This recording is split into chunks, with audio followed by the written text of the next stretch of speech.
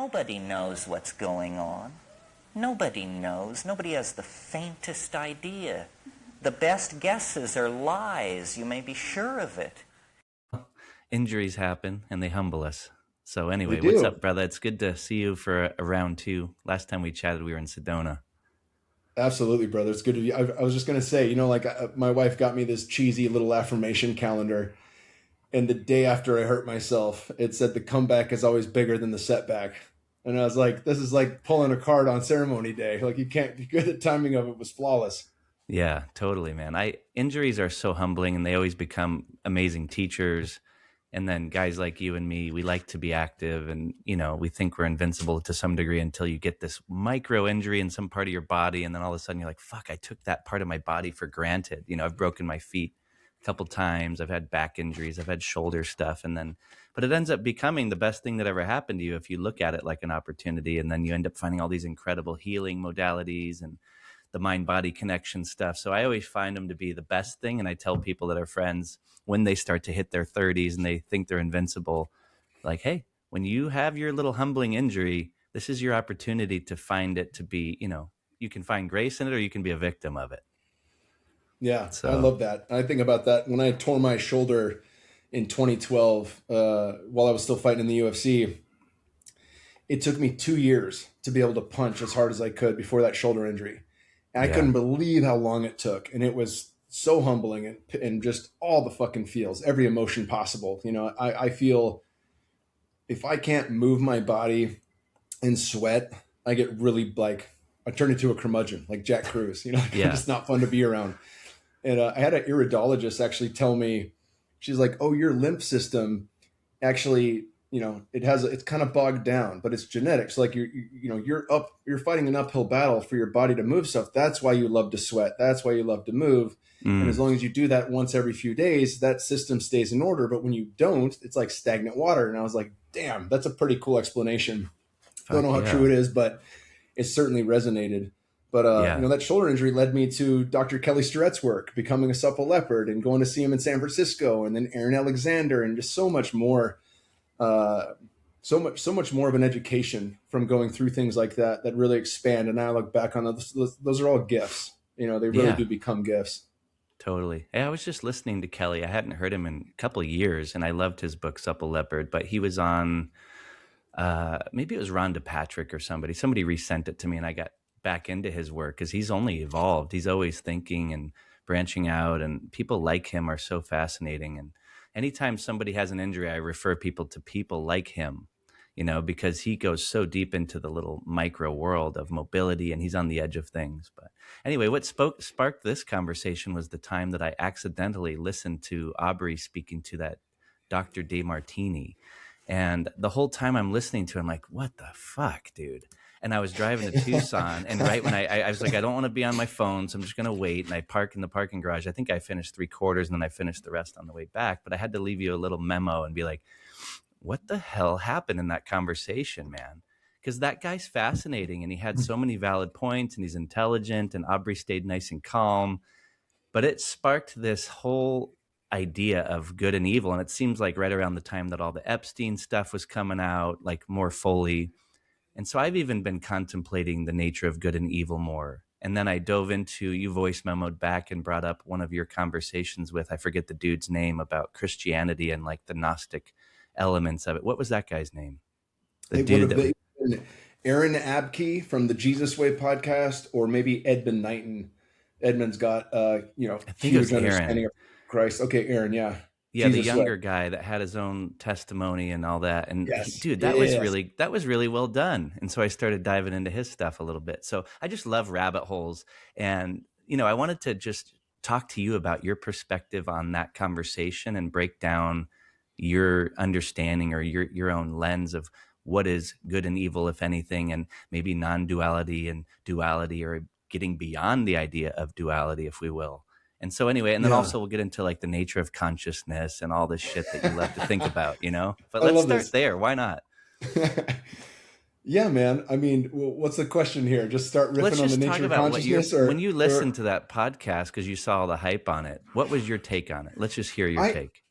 And you're friends with Aubrey, so. I found it more valuable talking to Aubrey, honestly, because I wanted to know, like, I've one time, and for people that don't know, I've worked with Aubrey for several years at Onnit, before Onnit sold. We worked at Fit for Service. We started it together, worked there for 6 years before we closed that down.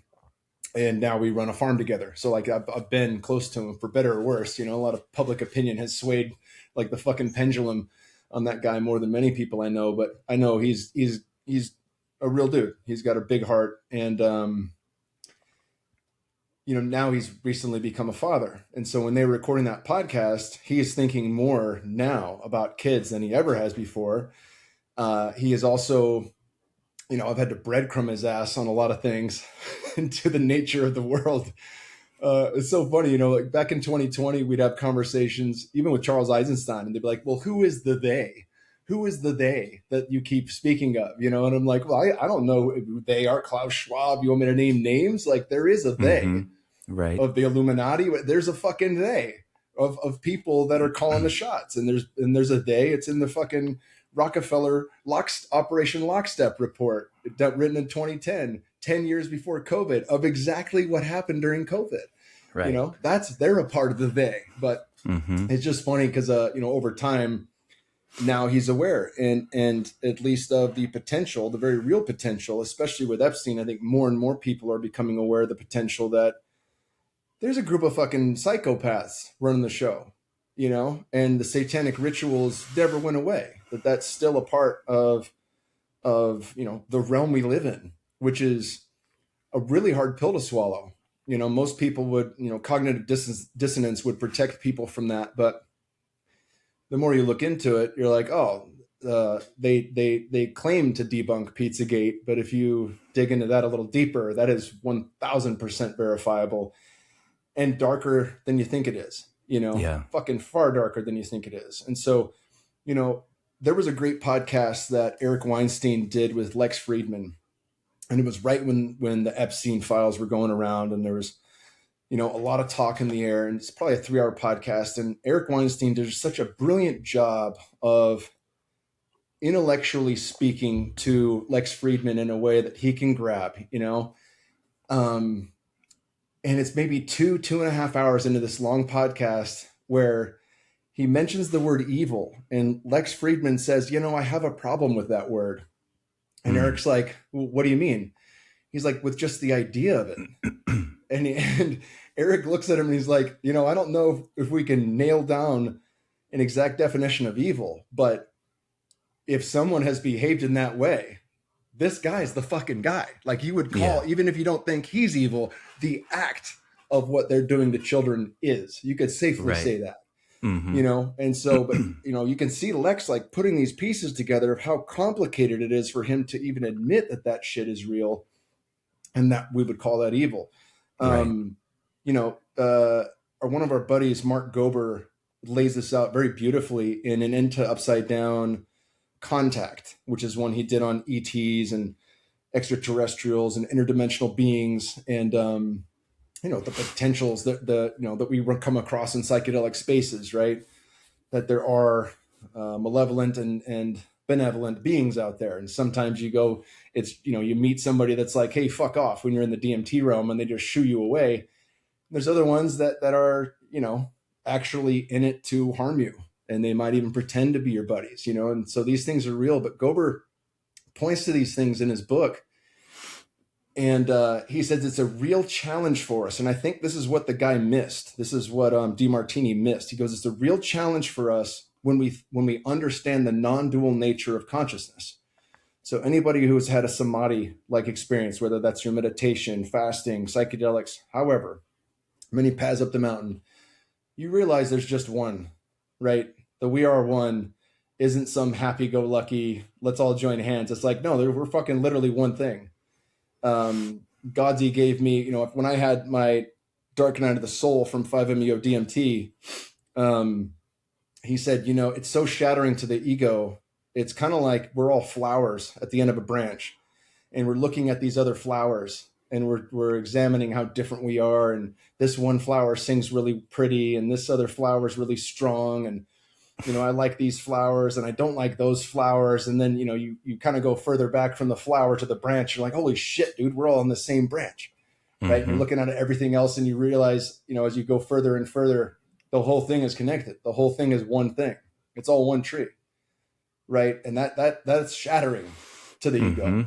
And it's really hard to fucking deal with. Aaron Abke made a big point on that, a valid point on non-duality versus the teachings of Christ. Both can be true, but Christ was a little bit more plain English on how to live in this realm than truly trying to grasp. He said, I think non-dual teachings can really fuck with people. And they certainly did for me, experiencing that, but Gober points out the fact that we can go awry if we understand we're all one, and we understand, the darkness serves the light, and everything, every injury, every happenstance, every poor thing in our lives, when alchemized, becomes gold. It becomes something that's valuable to us. And I can look back on every situation in my life that I would consider to be hard or tragic or whatever, and it's given me some superpower. That's not true for everyone. Right. I can't say, the meth addict on the street begging me for $1 bill or a burger feels the same way that I do. Right. So that's not universal. But also, we have to be really careful with the spiritual bypass that can take place with saying all of it is one, all of it is serving the good. Because that's the point Aubrey makes as he starts to kind of ask these questions to DeMartini, what about harming children? What about this? What about that? And the guy really, he sticks to his guns. He doesn't budge on that, on the understanding. And I think there's a lack of compassion for what can take place here. There are things far worse than death that are happening every fucking day, right? And you could say maybe on a soul level, you pull back far enough, that leads to some great education, that soul needed. And, or maybe they're paying back their karma or whatever, however you make sense of that.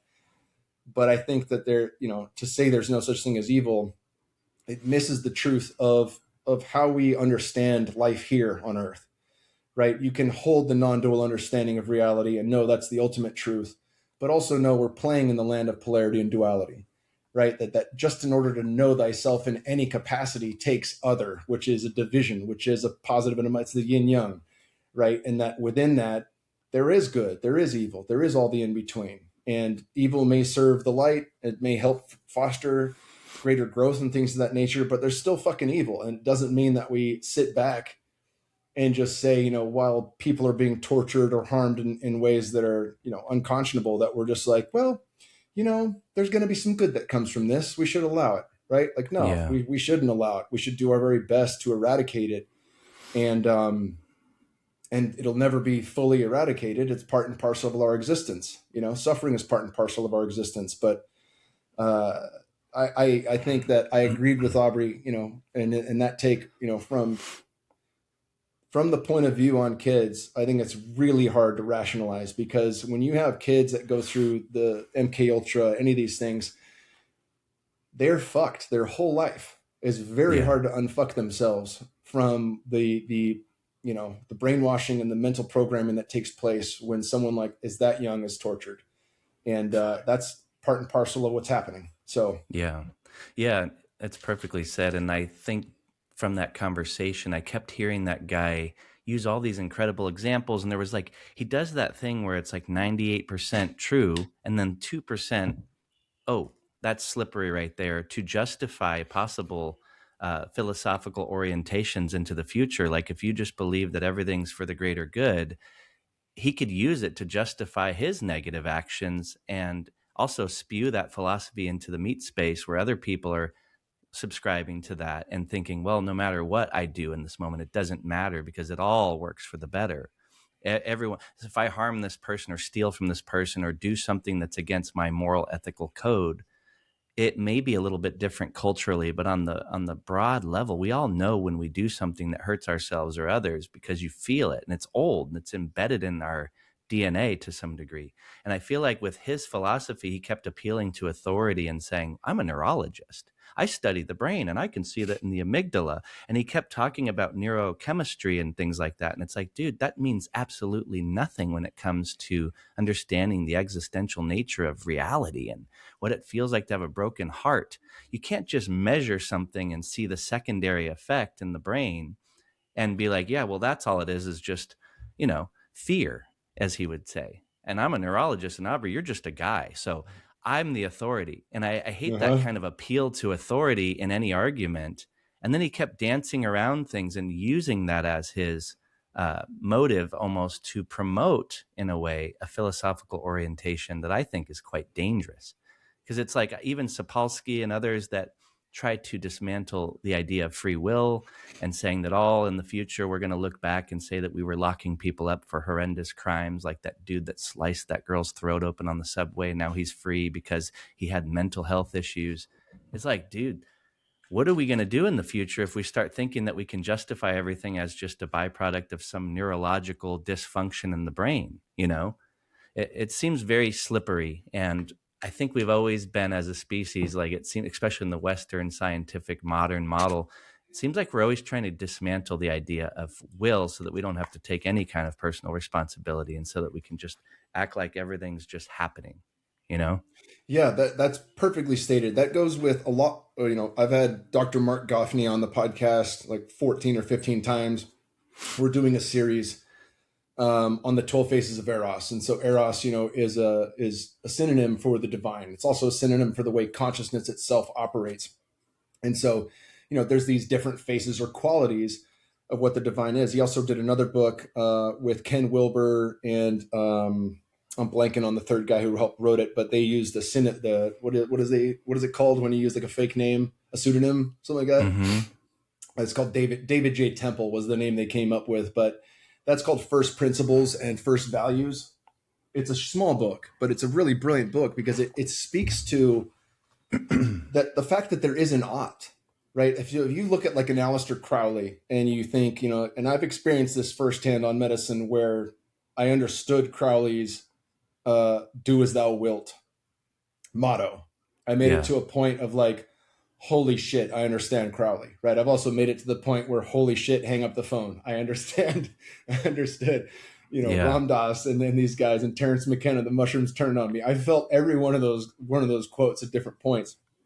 But if you understand, our capacity to love and relate to one another is it's a piece of the workmanship of our creation, right? And it's an important piece.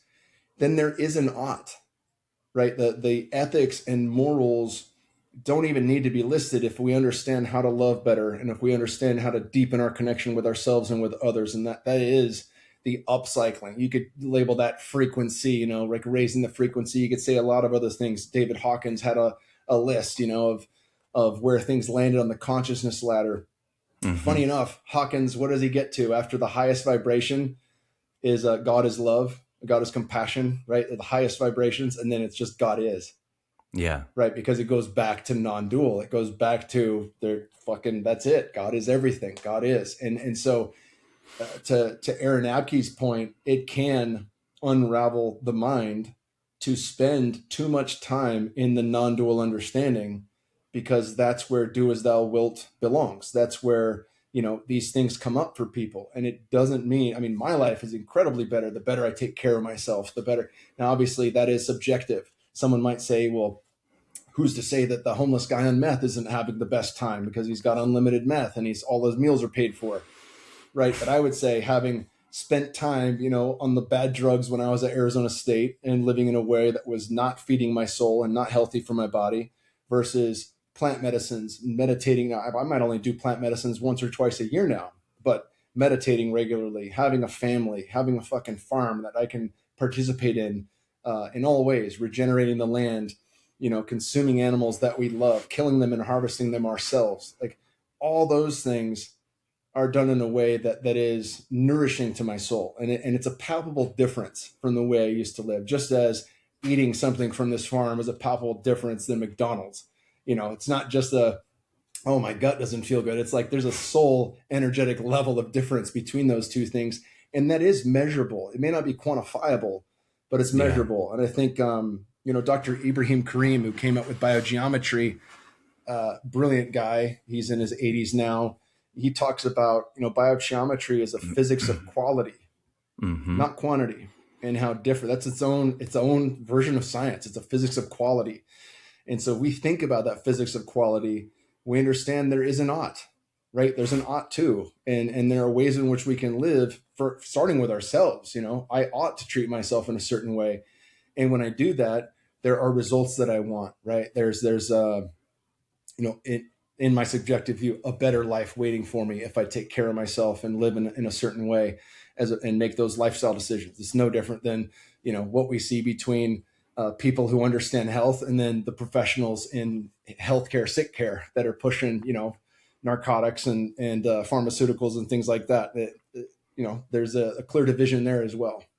Yeah, totally. And our mutual friend, Don Howard, he always would tap his heart and shake his head no. And all the other great teachers that we've read that are maybe no longer on the planet, all of them spoke to that as the fundamental piece, which is a heart-centered consciousness. And the more we get into this hyper-rationalization, we're so sophisticated and we're trying to think our way through everything and just look at the brain as biochemistry and things like that, the more we seem to have issues, and the more we seem to unfold and uncouple from that piece that seems to be most missing from, if you're going to start a company, you can go and manifest anything you want, as we've read with, Think and Grow Rich and all these books, but they missed that component of pump the brakes, maybe take account for what the unintended consequences are. Maybe don't just go and manifest everything because you believe it, you can achieve it. I always didn't like that about Napoleon Hill's philosophy and all these people that ramp those ideas up, because yeah, we do have an abundant ability to just connect ideas and make anything we want, but maybe we should wait and go, why are we doing it? And what is the actual impact we want to have? And is there going to be negative impacts? Because a lot of people just push forward, like an Elon Musk or a lot of these big tech bros. They're just ramping things up, and it becomes that tragedy of the commons where they're just racing each other towards more and more power. And so the nature of power is something I always get truly curious about. And the heart-centered piece usually is missing from that. And then the nature of suffering, when you talked about the dude under the bridge doing fentanyl, I've been around it for 21 years as a firefighter, and I have family members, as we all do, that are addicted to drugs. And so the nature of suffering is always really in the front of my field of interest. Like, how can we make it on the micro level, on my level, to suffer less? And what is it that would help other people suffer less? And you start to look at the principles of what is the nature of suffering and the nature of addiction. Where does victimhood come into that? Where does that relationship of gratitude come into that? Like, what are the variables? Is it community? Is it sunshine? So there's all these things that you start to try to triage and go, what would be the best freaking thing you could do as an individual and as a collective that would mitigate suffering, if there is suffering, which there obviously is, and the nature of power. Those are like my two big things that I contemplate most. I should have been taking notes here, because you mentioned a number of good things here that I want to touch on. Yeah, the nature of power and the nature of suffering, and heart-centered consciousness being at the core of the power dynamic, it seems. But also just yeah, go for it. Go ahead. I was just going to say, the heart center. The last time I went down to Soltara, they have an intake. They do a great job. For people that don't know Soltara, they have a couple locations. One's in Costa Rica, their original, and then one they just opened in the Sacred Valley in Peru. And they fly people shaman in from Peru who sit for 4 months at a time. It's always a man and a woman, and they rotate them out for another couple, 3 times a year. And so I got to sit with the same couple that helped us get pregnant with our little girl, Amerigo and Olga. And so I sat with them on a trip where I went with Aubrey and Aaron Rodgers and, a bunch of awesome people. And I'm doing my intake, and I'm telling them, hey, these are the supplements I take, that kind of stuff. I've done dieta. This is like my 28th, 29th, and 30th sit with the medicine. And so I'm not a rookie, but I'm certainly not, a Dennis McKenna or Terrence McKenna or something like that, for that matter, or even a Dr. Dan Engel, who's had 500 plus, journeys with it. And I still feel very infantile, in ayahuasca's arms, as Dennis would put it. But I told, the woman, she asked me my intention, and I said, my intention is to live more from my heart. And she just nodded her head. She said, I forget the word, but there's a word in the Shipibo culture for that. When you reach a certain space and you understand that we must return to the heart, because that is one of the key ingredients to doing well here in this realm, is living from the heart. And that it doesn't come easily, right? Especially with how we're raised in the West. It comes, kids have it, right? And it's certainly easy to have a conversation with a kid, like, did you like the way you were treated? No. Okay. How are we going to treat our friends? Oh, okay. Right. They can map that pretty quickly. And if they're around good people, it's something that can shift in them very quickly. But, it's hard to come from the heart when we have such a race to the top for the rational thinking mind.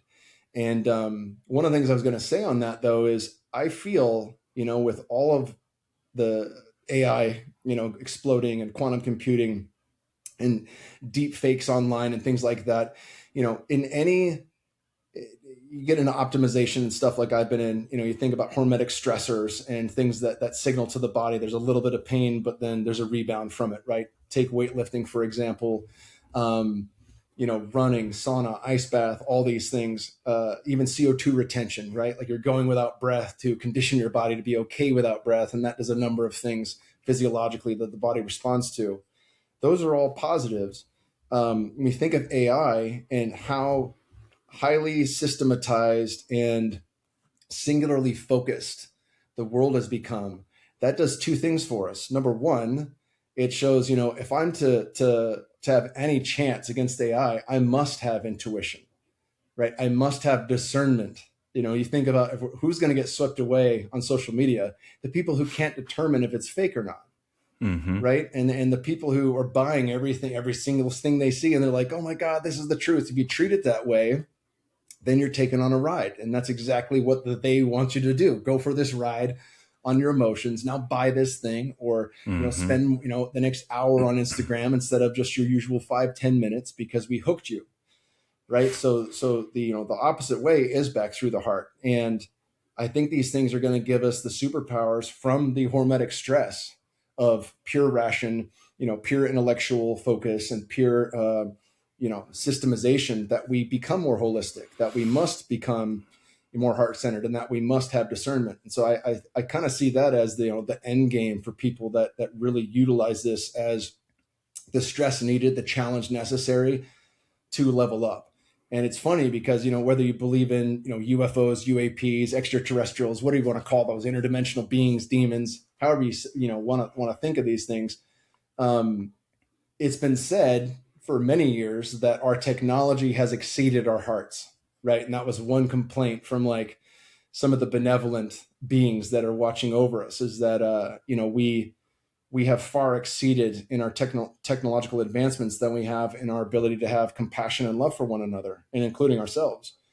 And so if that's the case and we continue to push in that direction, those of us that are going to level up are going to do the thing necessary. And we're going to raise our kids in a way that is connected, that understands, the meaning of aho mataku yasin, that we are connected. All my relations is all my relatives, that we have the circle of life in Lion King, that all that is actually true. And that we have a place in our existence that is a holistic place, that is, done in a way, our way of life can benefit all those around us. I think about that with regenerative agriculture.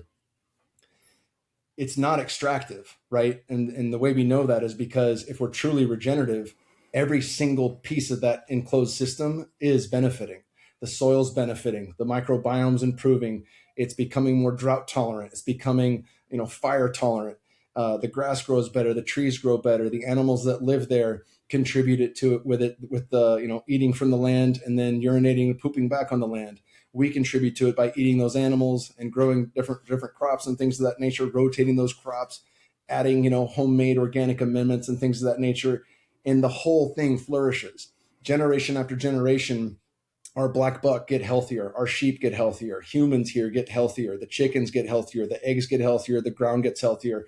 There's more carbon stored in the ground if that is an actual problem, right? I think that's a pretty fantastic solution if you buy into that. But all that said, regeneration is the rising tide that lifts all ships. And so, I was talking to Matthias DiStefano at one of our Fit for Service events years ago. And I was like, how do we as humans pull ourselves out of this? And he said, we have to understand ecosystems. And I was like, damn, dude, like you're Mr. Aliens guy. Like, remember, past lives and shit at Atlantis. I didn't think that would come out of his mouth.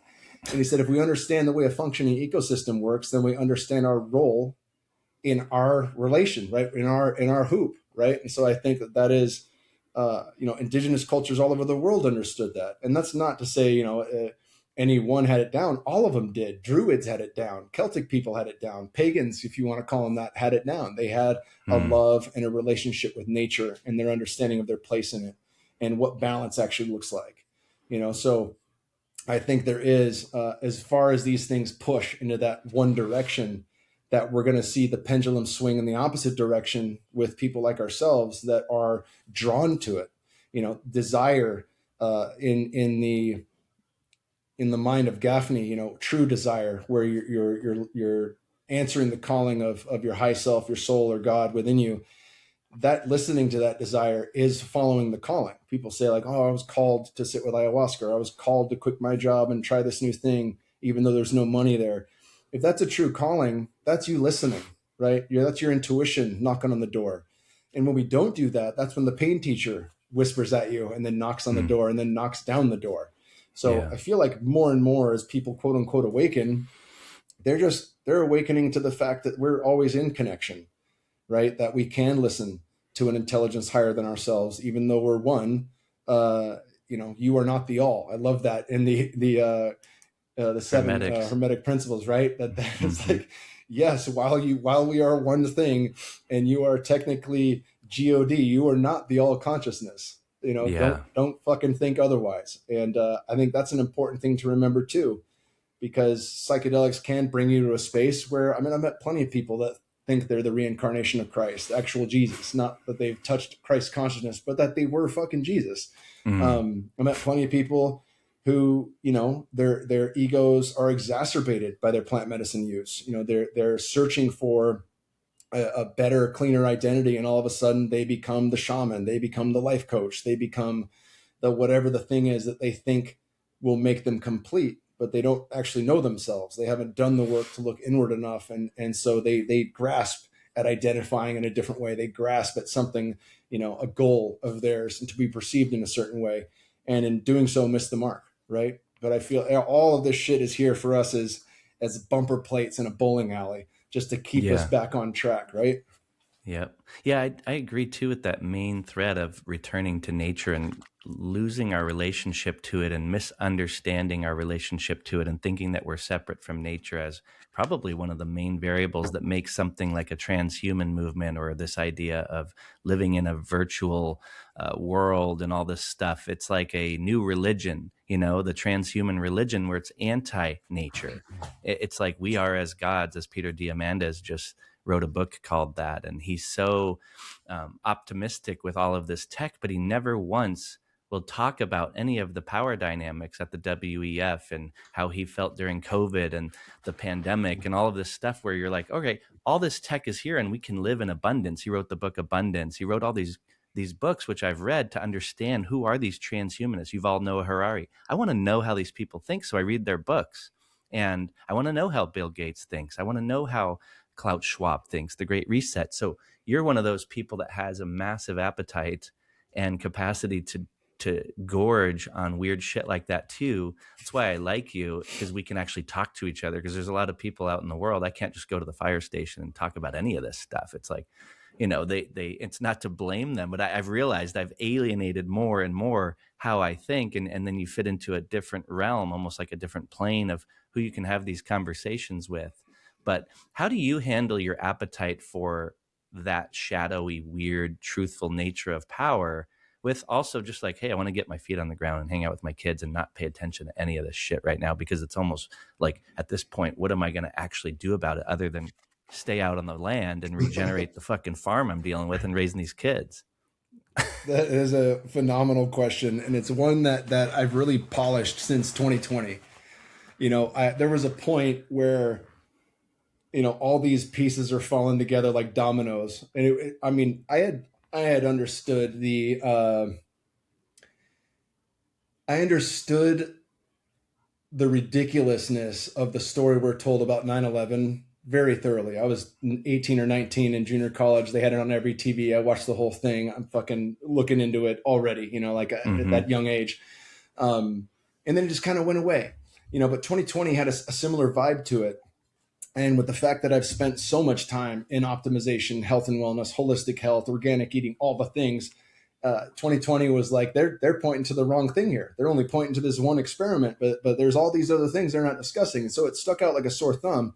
And there was a point though, where it all kind of fit together. The idea of smart cities, the push of the New World Order, you know, from the World Health Organization to, you know, the Klaus Schwabs and World Economic Forum, and all this shit kind of clicked. And I was like, fuck, dude, I don't know. I can't take another minute of it. You know, and I remember my wife showing me, we had the snowstorm. They called it Snowmageddon. It was like 2021, early 2021 in February, I think. I'm getting the date right. And she's like, the snow's not melting. And she's shown me people trying to light the snow in Texas, and that it was like this chemical shit. It wasn't actual real snow, that was a man-made, you know, geoengineered thing. And I was like, I can't do it. I can't do it right now. I was like, don't show me that. My mind's about to fracture. I'll look into it later, I promise. But like right now, I just need to be fucking hunky dory. I need to laugh. I need to watch a fight. I need to go for a run. I need to tickle my kids, you know, that kind of thing. And pretend it's all real, you know, and she was receptive, you know, but something that really took me by hold was a revisiting of the Serenity Prayer. And, you know, I heard that growing up. I had a parent that was in AA, so I'd been to meetings since I was 3 years old, and I'd hear that prayer often. And it really landed for me, you know, the importance of that, especially, you know, there's tons of videos where you'll see like, we're not meant as a species to know what's happening in Gaza right now. If you live in California, we're not meant to know about how many times this country was bombed, or, you know, how many people have died of this disease on the other side of the world. And while I agree with that, we're going to hear about this shit, even if you don't. I mean, there was a funny thing like The Onion or something. Maybe Onion's just fake news, but maybe there was some satirical company that had posted a thing where this group of kids had gone to the beach in California during COVID, and they don't watch the news. They're not on social media, and they were just going to the beach, and they got kicked off, and they didn't understand why. You know, it was like, oh, you know, this is what happens when you're late to the party kind of thing. And I was like, that's fucking great, dude. You know, that's great. That's how they find out. I mean, yeah, bummer. You had to find out that they're shutting down things that are actually healthy for you because they don't want you to be healthy. But I don't mind that, you know? And so really when I think about, you know, what is within my control, those are the things I focus on. And so to answer your question, how do I balance these things?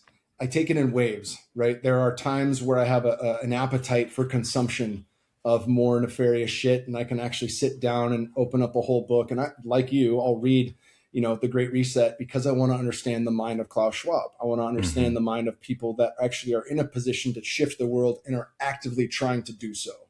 You know, not just any old billionaire, but these guys are actually trying to change the world in a way. I've read all of Yuval Noah Harari's books, and you know, the transhuman agenda is interesting. Have you read Against the Machine?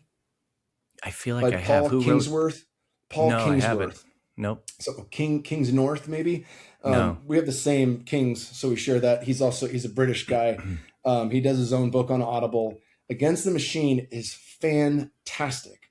It's only a couple years old, but you know, he breaks down the post-COVID stuff. He left from London to Ireland. He's doing his own farm. He's got buddies. Some have just a flip phone. Some have only an email. And these guys are like pulling themselves out. Alex Zeck is a buddy, and he runs Confluence every year here in Texas. And he said 80% of the people there are all looking for a way to organically exit the system while still staying connected. You know, and so, you know, my sister's kind of clowned on me in the past about, you know, you just want to go off grid and live by yourself. And it's like, no one survives that way. We're not meant to be independent. And when we understand, you know, the sacred hoop, when we understand, you know, all our relations, we understand that we are deeply interconnected and interwoven to all things. So we can't divorce ourselves from that. But like Vaclav Havel talks about in Power for the Powerless, or Power for the People, he talked about, you know, parallel systems are the ways in which they, in Czech Republic, that they were able to not be fully taken over from the Soviets.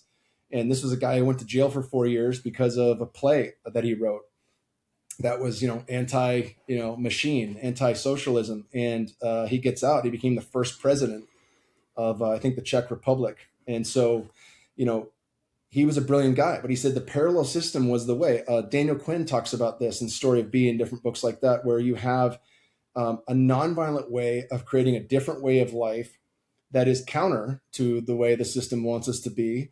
And it reconnects us, right? It requires community. It requires people working together. It requires being able to sustain ourselves, right? And so that has a number of different pieces to it to make that work, but you don't have to do it all by yourself, nor can you.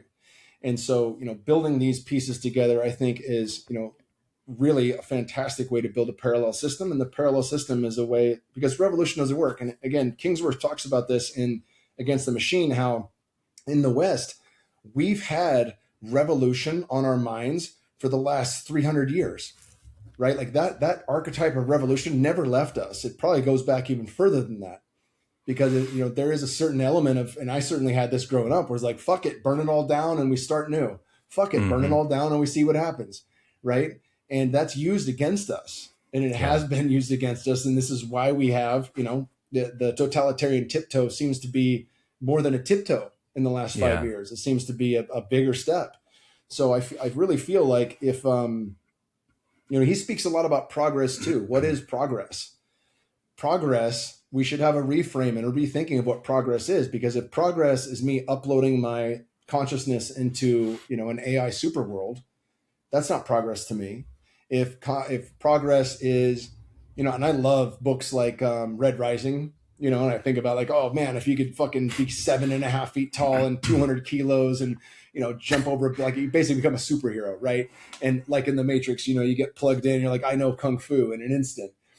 Shit like that seems appealing, but the problem is who's selling it? Who's giving you Neuralink? What does that connect you to that you don't want? What do the EMFs do inside your body? There's no long-term anything on this stuff, right? So better to watch and see, but also better to reconnect to what makes us human. Yeah. Right. Again, there's this counter of Adam Shell is a good friend of mine. He and my buddy Cal just interviewed Chase Hughes. And, Adam had a little rant that's going around online to his kids. He's like, well, what is it they want you to do? And he's like, well, I don't know what they want us to. Well, do they want you? Do they love God? Like, no, it doesn't seem like they love God. It seems like they worship Baal and Moloch and all these other entities, right? And do they want you to have real connection, with actual people, or do they want you jerking off in front of a screen? Like, no, they want you to be hooked on pornography. They don't want you to have real connection and to do the work necessary to build relationships. And so he's like, anything that they want you to do, if you go counter to that, you're going to live in a great way. You're going to understand shit. And I think that's valid, not just for young people, not just for teenagers, but for all adults for that matter.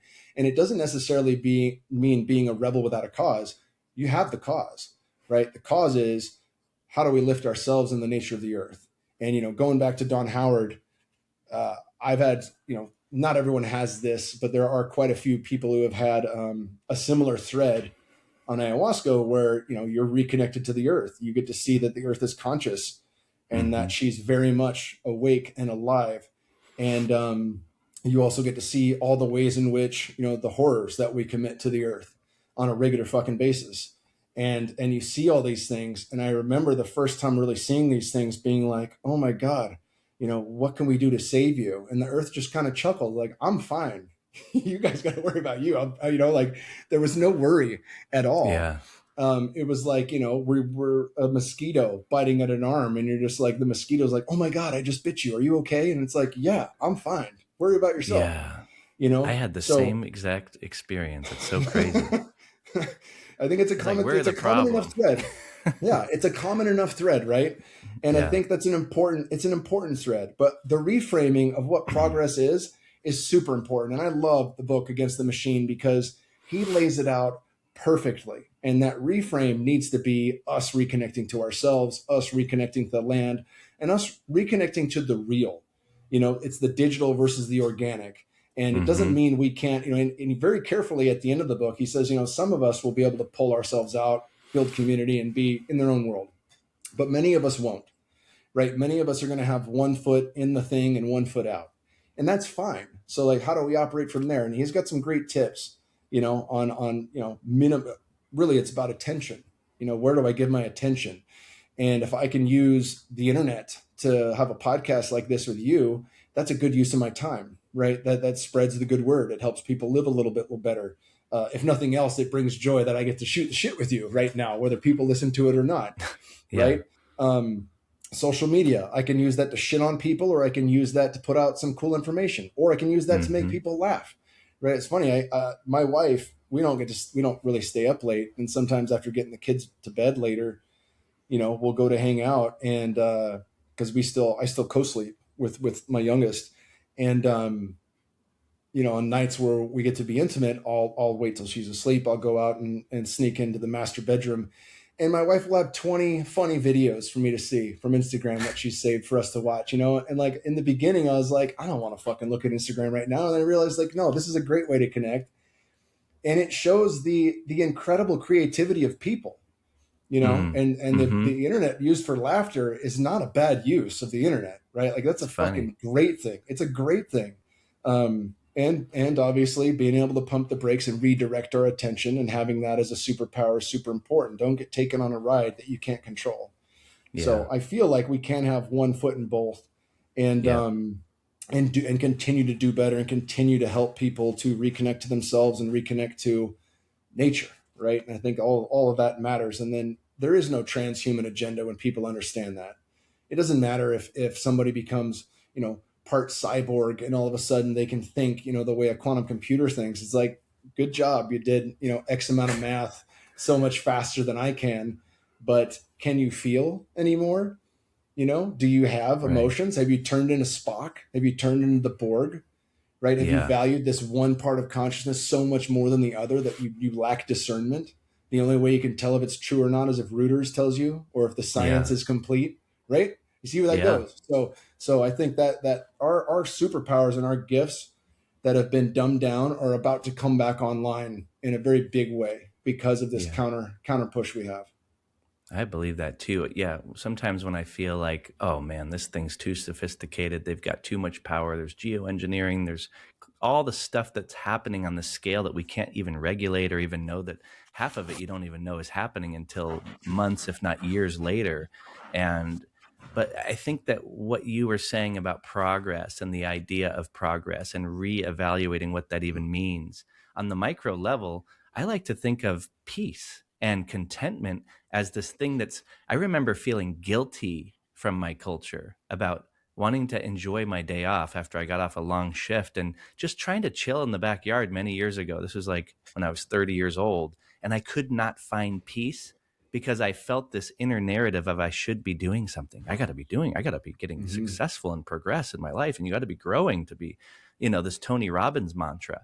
And I'm like, it's not cool that I can't just enjoy my backyard right now and just a day off. So I committed to stillness, and I started paying money for it. I was like driving to float centers so many times because that was the only place I could actually force myself to be still. And I was like, I'm not going to get busy doing anything until I find out how to feel good right now. Like, how can I make valid plans for the future when I can't even feel good in this present moment? It seemed like an obvious trap. And then I would see all the people that were so progressive and so-called successful, and it looked like a nightmare to me. So that was a point in my life where I started to really question the operating system, which then leads you to, MK Ultra and social engineering, because you realize that you're a big bag of giant programs running and you're indoctrinated. And I could never get off of that handle. I still can't today. I've had Robert Forte on 3 times now, and I love learning about things like that, because as soon as you get curious about the nature of things, the first thing that comes up is like, well, what programs and narratives and beliefs am I running, and how can I start to unlearn and put in the ones that are most true? And I think if we're not going to get connected to the truth, which could be that you don't know much and that we're flying through space and that we're all going to die, and that, you seem to be connected to all of it and you don't really know what happens when you're gone, and finding contentment or a relationship to death and life and the nature of things, if you don't give yourself a little time to orient into some of those weird, uncomfortable elements, it's the easiest thing to do is to just feel good temporarily and find the next busyness, and to just hop back in the matrix and be successful on this little flick of time.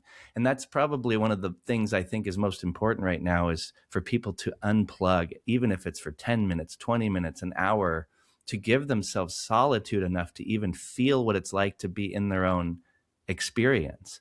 And so if you don't, you're just, MK Ultra it all the way. And all of us are to some degree. But right now, I think it's like the Brave New World thing is maximized, Oh yeah. Yeah. And I love Forte's, write up where he said, it's not 1984 from Orwell. It's the convenience, the being seduced by convenience and all of the offerings the New World brings us from the Brave New World that we just happily say yes, and march to our death for. Yeah. And, that's a great way. It's a shitty understanding, tough pill to swallow, but it's a great truth, that we have to understand. And, to your point on peace and being content, I couldn't meditate before plant medicine journeys. And it wasn't like, oh, I, did one journey and now I can meditate. It took me years of working with plants and then years of working with really good meditation professionals until I found a way to actually sit and drop in every single time, and I meditate on a biomat now, but I just think that is such a gift. It's actually the reason I don't really drop in with plant medicines that often anymore, is because any question I have, that I can ask that question and sit with it, and it either will come up or it'll show up, in the 3D at some point. And I've also learned to be content with not knowing the answer, like to wait to live the answer, as Rainer Maria Rilke talks about. I think those are incredible gifts. I remember the first time, I think it was a mushroom journey, where I felt true contentment, and I felt not pride, but proud of everything that I'd gone through in life and how everything had shaped me. It was a total erasure of regret. It was a total, moment of gratitude for every facet of my life and the exact stage that I was in that moment. And that was one of the greatest gifts that I've had from plant medicines. It doesn't happen every time, but it's happened enough to where now, thanks to meditation, meditation for me is creating space. Mm-hmm. It's the ability to, like, as the world feels faster and faster and everything's going quicker and all of that, I can just and just kind of extend everything out and create space in a sea of nonstop, in a sea of holy shit, this is happening. And with that, I'm far better at everything I want to be good at. I'm far better at work from a productivity standpoint when my mind is clear. I'm a far better parent. I'm a far better husband. I am far more emotionally resilient to shit hitting the fan because of meditating every day, far more. And, I used to think that with ayahuasca, like, oh, hey, you do a journey and for like the first 2 weeks to 2 months, if someone cuts you off, it's like, oh, go ahead, brother, no big deal. And then at some point that shit wears off and you're like, this fucking guy almost hit me. But meditation is the microdose of that. And when you get good at it, it really creates the space you're looking for.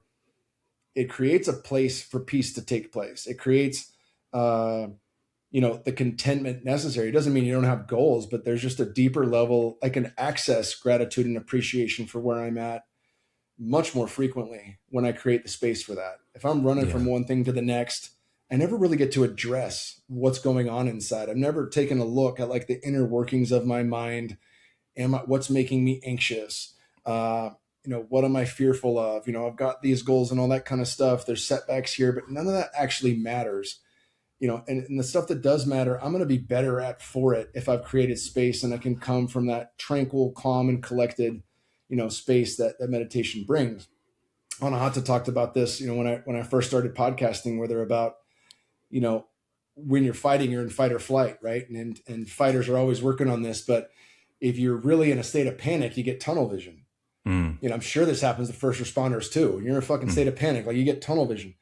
But with a calm and aware mind, that opens your awareness, and that field, what you can take in is expanded greatly. And that's not just visually, right? That's for the whole context of our lives. And so I think those superpowers are another thing AI doesn't have, and you could say, well, AI doesn't need rest, AI doesn't need this or that, but what happens when people merge, and they begin to think that way? What about the organic material that's making their system run? It's not just say I just did a post on if it fits your macros, if it fits your macros, you can see a lot of really fit people promoting it, but they're not healthy inside. They think that if the macronutrients equals out to the exact amount, I can eat a donut instead of, organic produce and a grass-fed, grass-finished beef or something like that, right? And it's like, well, it doesn't matter, because quality again. The quality matters, right? The fact that this thing lived. I told Kyle Tierman that on a cell-based meat and lab meat. I go, how much did lab meat ever walk the earth? Was it ever grounded to this thing from an electromagnetic standpoint? Did it ever feel sunshine? Did it ever drink water? Did it ever eat the land? The answer is no. So it doesn't matter if the protein and fat is the same. It's missing every other critical piece of the energetics that contribute to a healthy animal that I want to consume.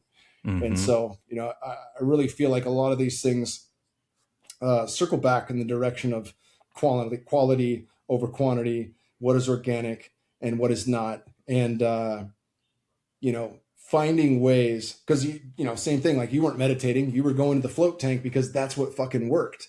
And what a great teacher and tool to make you comfortable with zero sensation, right? You're floating, there's no sound, it's pitch dark. And I think that we can utilize these tools to help us get there, just the same way I utilize plant medicines to help me with meditation and different things. They're all here. The earth has provided all this stuff. Great Spirit has provided all these things. And we have access to that. And that's one thing that's great about that being in the age of information is that, when people tell the truth, like fan the flames of that shit, pass it along, right? Share it with your friends and apply it to yourself. So it's not just intellectual, it's an embodied knowledge, which is what wisdom's all about. Totally. Embodying. Yep. And that's one of the things, like I'm always triaging things now for like, what's the best bang for your buck thing you could do while you're here if you wanted to minimize suffering on self and the world. And the first thing that always is there is sunshine, because that's what we are, as light beings. So like have a good relationship with light. That makes perfect sense. Breath, it's like the quality of the breath and the relationship to the breath is a form of meditation to some degree, because it slows the nervous system down and does all those cool things you talked about. If you're fight or flight and you're in the cage, I don't know what that's like. I've been in fights, but you have that like feeling of it's a video game and then it's over and you don't remember what happened sometimes because it happens so quickly and you almost go into autopilot, that primal nature. But years of being a first responder now, it's like a slowed down video game because I am in contact with the breath. I've trained it so much so that like on the way to the call, my nervous system's like perfectly present. So I can hear the radio and I can see the big picture and I can move really fast, but do it with all this awareness that when I was 23, I didn't have.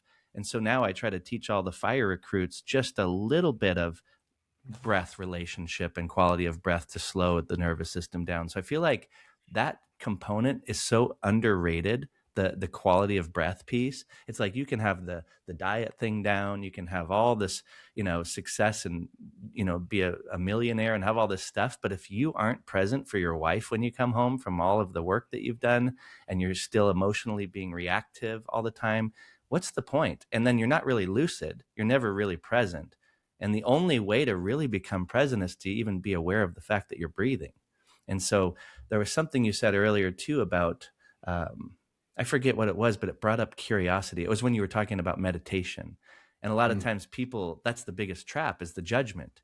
All the monkey mind's moving and shaking. That's where I was stuck, was just shame and guilt and judgment. And I should be in all the narratives.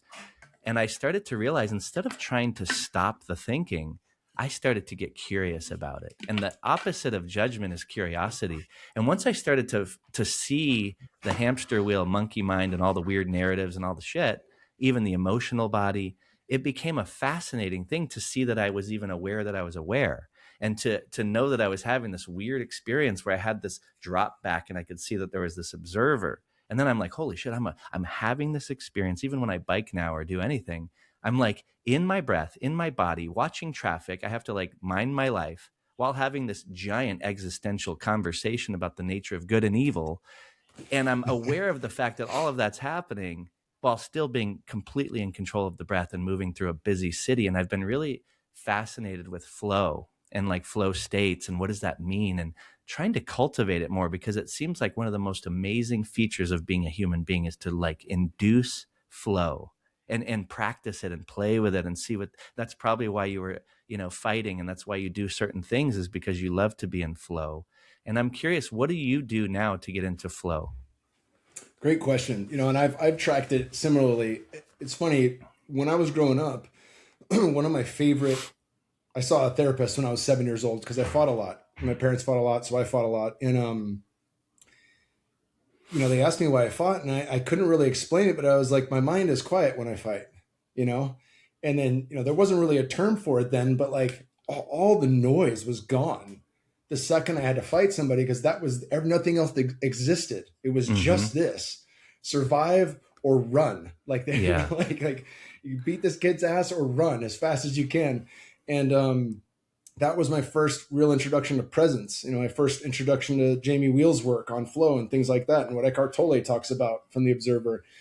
And it is a beautiful thing to experience. Laird Hamilton's a buddy, and he, prime example, when that guy is on a 50-foot wave, getting towed in by one of his friends, he's not thinking about what his wife, Gabby Reese, was yelling at him earlier about, or anything. Not that Gabby yells at him, but she's a strong woman. He's 100% there. That's the only thing he can do, is be 100% there, or it could cost him his life. Right. And so he's practiced that better than anyone I know personally. For me, I didn't really master that in fighting. My negative mind was there often. I just did a post on microdosing after I came out of retirement. Jason Ellis, I'm still retired. I came out of retirement for a charity boxing match with Jason Ellis a few years ago.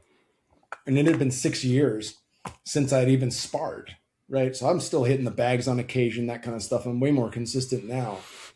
But I took 100 milligrams of penis NB, and from the warm up to the end of the fight, I felt so loose, so in control of my body, and just aware. I was 100% in my body, and there was no negative mind, no fear, nothing. And there's been a lot of things I've learned since retiring when I was like, fuck, I wish I had that when I was fighting still. But again, no regrets. I got what I needed from fighting, and I've taken that with me, into future endeavors. So, but there is something to martial arts that I think is really powerful in the way that it can draw you in. And, now, we have a little dojo here at the house. I'll kickbox twice a week. I'm coaching kids jujitsu, getting on the mats with them and things like that. And that's a great way to just get out of my head and into my body. And running does the same for me. Like if I can either run sprints or I can jog. I can't run hard long without it tearing my body apart. But I can jog good distances. When I retired, I did my first and only 55K ultra in Zion, Utah. And same deal. Like it was a nightmare when I was in my head, and when I was in flow, it was just smooth sailing, Yeah. And so, I like having activities like that. When I jog, it might be a 10.5, 11-minute mile pace. We'll do a lap. It's a 1.6 mile lap around the property, but it's beautiful. I don't know what I'm going to see. Am I going to see the red stag today, the black buck? Am I going to see a hawk or the caracara? So I'm just taking it all in while going. And it's usually a nasal pace, nasal breathing only pace that I'm doing at least the first mile. And that is so restorative, I just feel like it's kind of like the book Chi Running.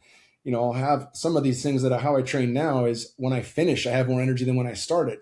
I very rarely do anything that kicks my ass, and if I do something that's going to kick my ass, I keep the volume super small. That's awesome. Just so I have the ability to train and move more often. I want to move more often. I haven't lifted heavy weights in a couple of years. I might still deadlift or back squat, but it's with something very light because I want to have the ability to continue to move. I don't want to be sore and beat up.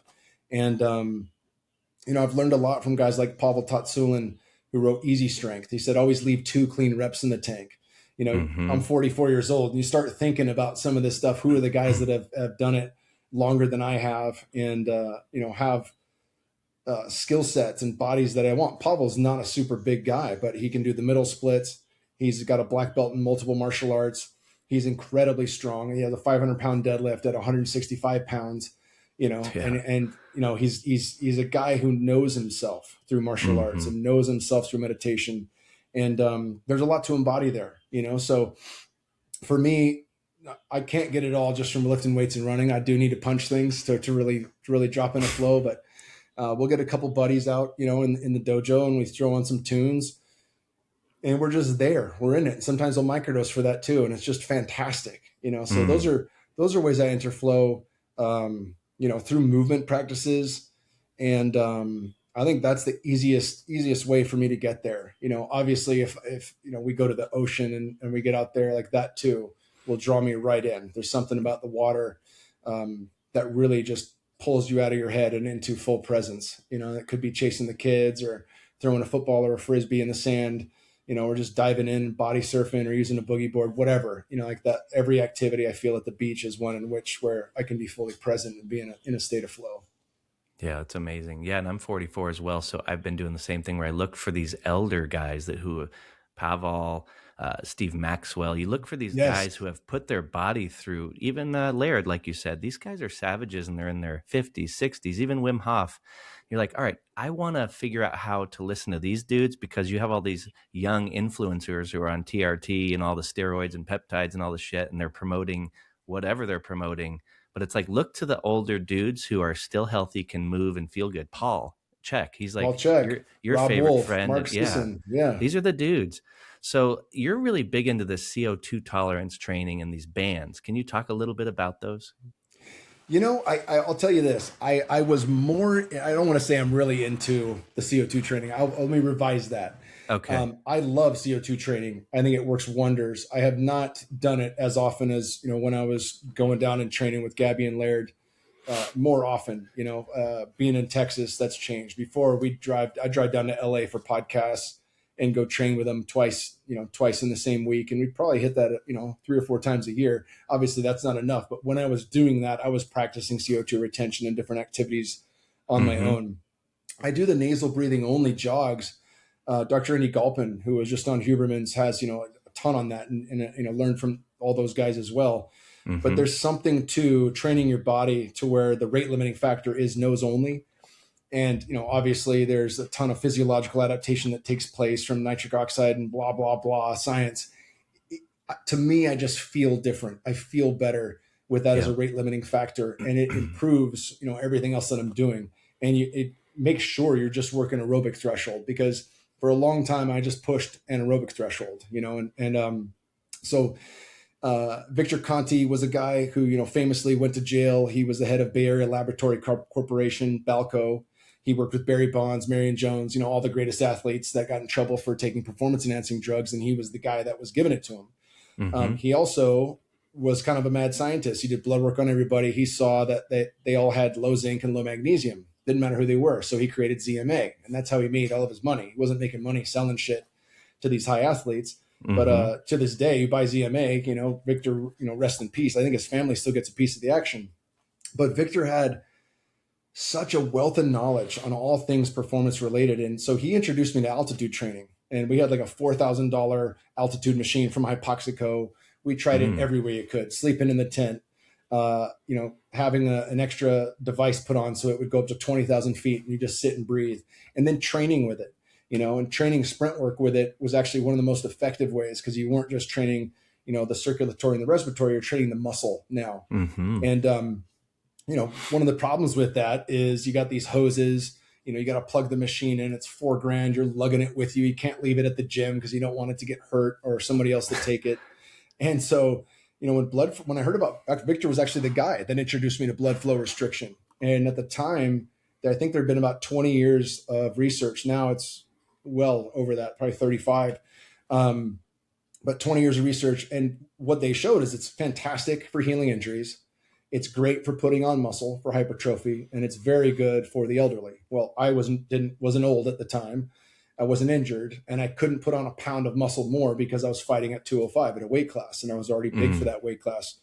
So I kind of tabled it. And then, years later, I had a knee injury, and one of my guests was like, have you heard of BFR? And I was like, oh shit. Yeah, I have, but I just never got into it. And so he set me up with a guy who's become a close friend, Dr. Mike DeBoard, who came up with B3 Sciences. They are a BFR company.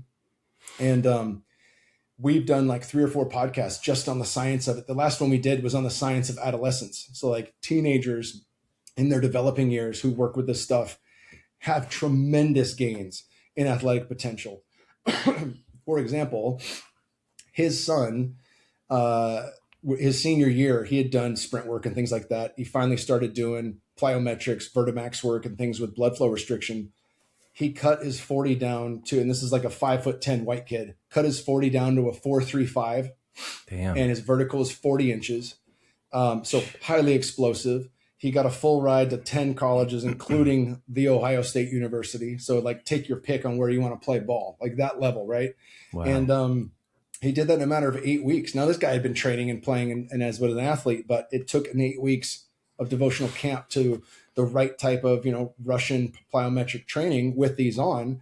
But they're really fantastic because they create a hypoxic environment where you're low oxygen.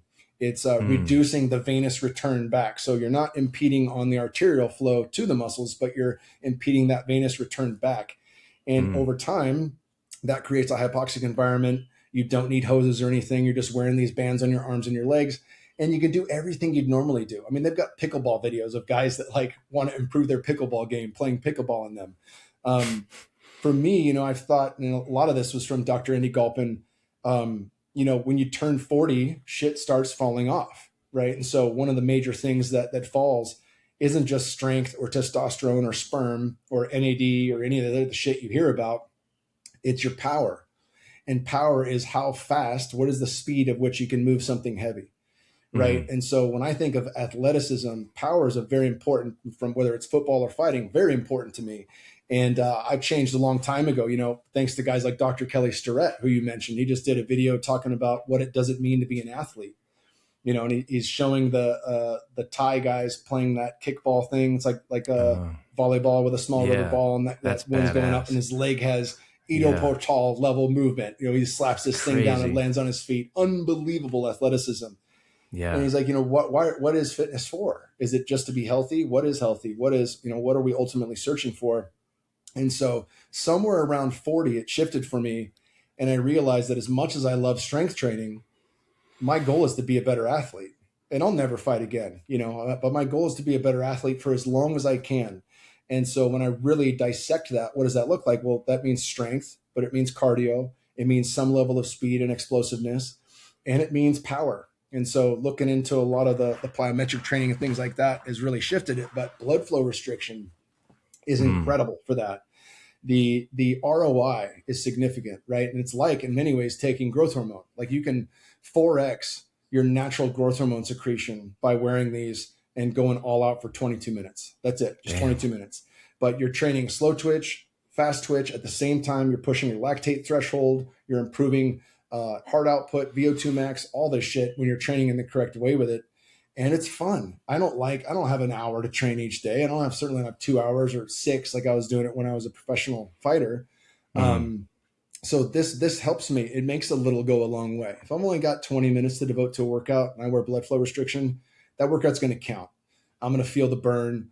I know my growth hormone is going to respond in the workout and when I go to sleep. I'll see it in fat loss. I'll see it in recovery. It's less damage to the muscle too, because I'm able to, it's kind of like the nasal breathing where like there's a shorter cap on what I can accomplish because of that lack of oxygen. And that in and of itself prevents me from kicking my own ass. So you can kick your own ass wearing them, but there's a right way and a wrong way to do anything. And I think that's an incredible tool, especially for people of all ages now, from kids all the way up to the elderly. Where do you wear them on your legs? Where do they go?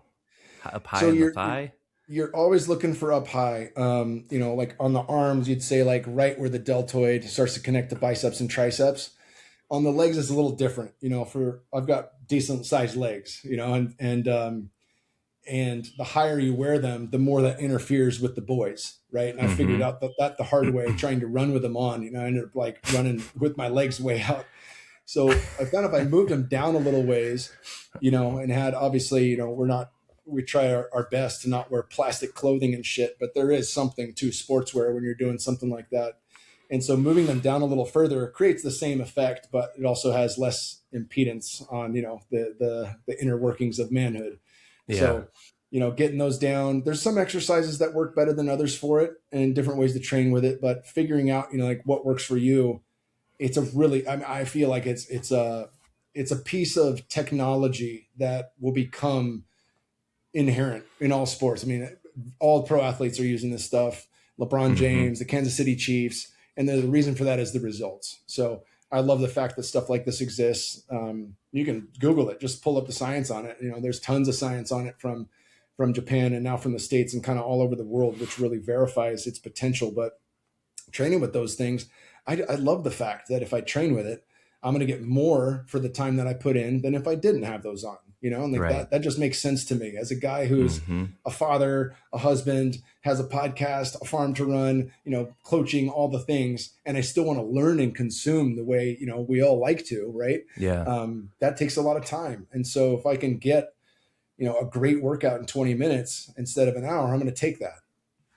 It's amazing. Yeah. And I know with you having kids, you're big into Steiner and, Paul's deep into Steiner. So that's why you choose to raise your kids the way that you do. What is your approach to raising kids, if you can just broad stroke it as far as their indoctrination? Because they are getting a little bit indoctrinated and you had to choose some form of education for them. What is your standpoint on raising your kids?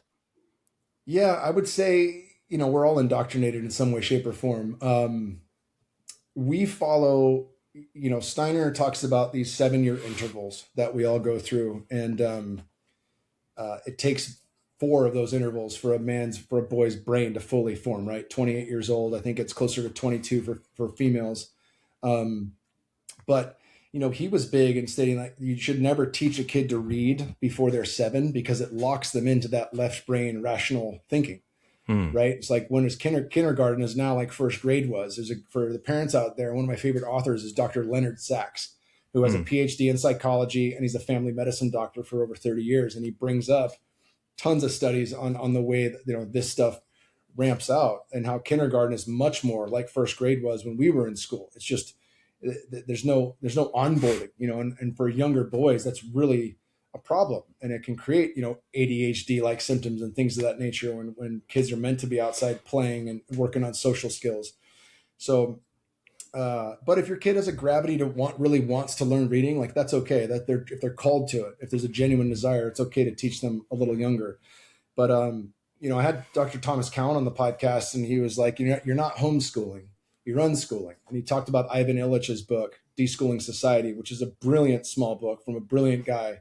And, really just taking a page out of that, and a page from Waldorf, whatever my son wants to learn, we encourage him to learn that. Right. So he's really good at math. He loves violin. He's learning piano now. He's been playing violin for 4 years now, and he's really good at it. And he has kind of lagged in spelling and things like that. So we did Hooked on Phonics and started working him through those kind of things. He can read perfectly well now, and he's just starting to get good at writing. So, from holding him up, if we were to compare him to people of his age, he'd be a couple of years ahead in math and maybe a year or 2 behind in reading and writing. But there's no force there from an unschooling standpoint. And he really doesn't have to have those things at this point. Dr. Thomas Cowan talked about a friend who had left Waldorf in Southern California, and she met 4 kids between the ages of 10 and 12. And those 4 kids couldn't read or write a single word between 10 and 12. They were completely unschooled. Their parents had waited for them to have a genuine desire to learn. And she became their tutor. And she said within 2 years, all of them had at least gotten to where their peers were within 2 years. And all of them in at least 2 or 3 subjects had surpassed their peers. Wow. So it was like a slingshot. They delayed learning those things. And when they had the genuine desire to learn it, they went far past and far exceeded, their peers that were the same age. Cool. And that's an important thing. Obviously, it's 4 people, but it's an important thing. And Ivan Illich points to this in his book that is possible, and Cowan used the he used the analogy, if Steph Curry was going to do a 3-point shooting seminar at Oracle Arena, how many people do you think would come? I'm like, oh, it'd be sold out. It's free. Everyone's coming. It's like if somebody was being obnoxious and not taking it serious, what would happen? And I'm like, I don't know. He's like, everybody probably beat the guy's ass, right? They get in his face. They tell him to knock it off because they really want to know. They really want to learn from Steph Curry. Well, that's what you're waiting for. You have total buy-in. There's no disciplinary issues when your kid's fully bought in, right? And so waiting for that genuine calling, that genuine desire to take place, I think is super important. And as homeschooling, unschooling, we have that ability. My son wants to play. My son loves football, loves jujitsu. He potentially wants to play, college and see how far he can go. And I'm like, well, that would be one thing you'd have to pay attention to, because you have no requirements to play in high school in the state of Texas due to Tim Tebow laws. But if you're getting ready for college, you got to be able to do well in the ACT, the SAT. You need your GED, those kind of things. And so you will have to be at these minimum requirements that we personally don't give a shit about. And so, there's a little bit of friction when it comes to, at what pace, do we have to pick up on the things that he's not that interested in? But ultimately that comes down to him. It comes down to what he wants to do. If he's really serious about it, then that'll be fine. He'll be able to do it all. It's not super complex, and even homeschooling now, like classes, maybe 2 hours a day. And he's just flying through Life of Fred mathematics, reading very well, comprehending all the things, and learning history from the Tuttle twins. Fantastic homeschool books for people that think the way that we do.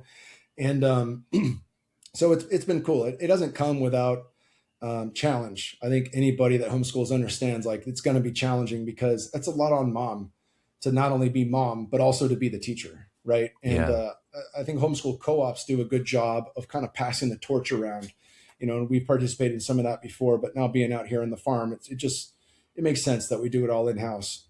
And we're learning as we go. Beware of any parent that says otherwise. We're learning as we go.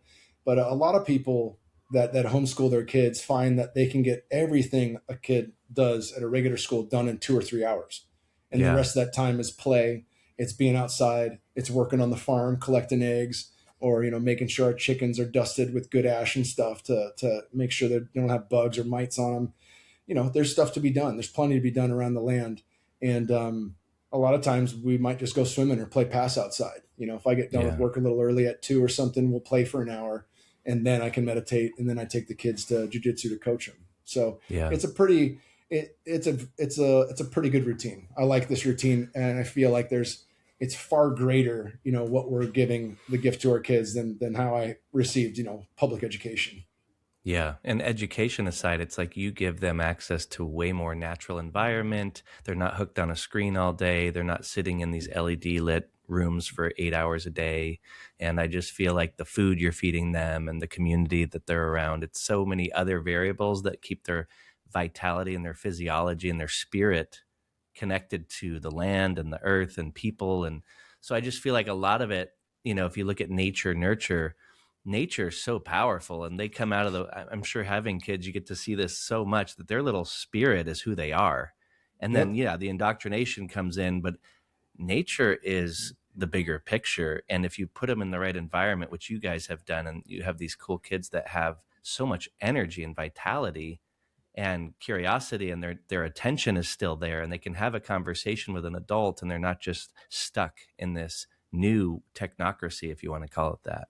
So I think that matters more than anything, Yeah, brother. Yeah. I mean, from the food to their first food was liver, kids don't, that's one huge mistake parents make, is they go, they get some organic applesauce or some shit. And it's like, you're training their palate from the beginning.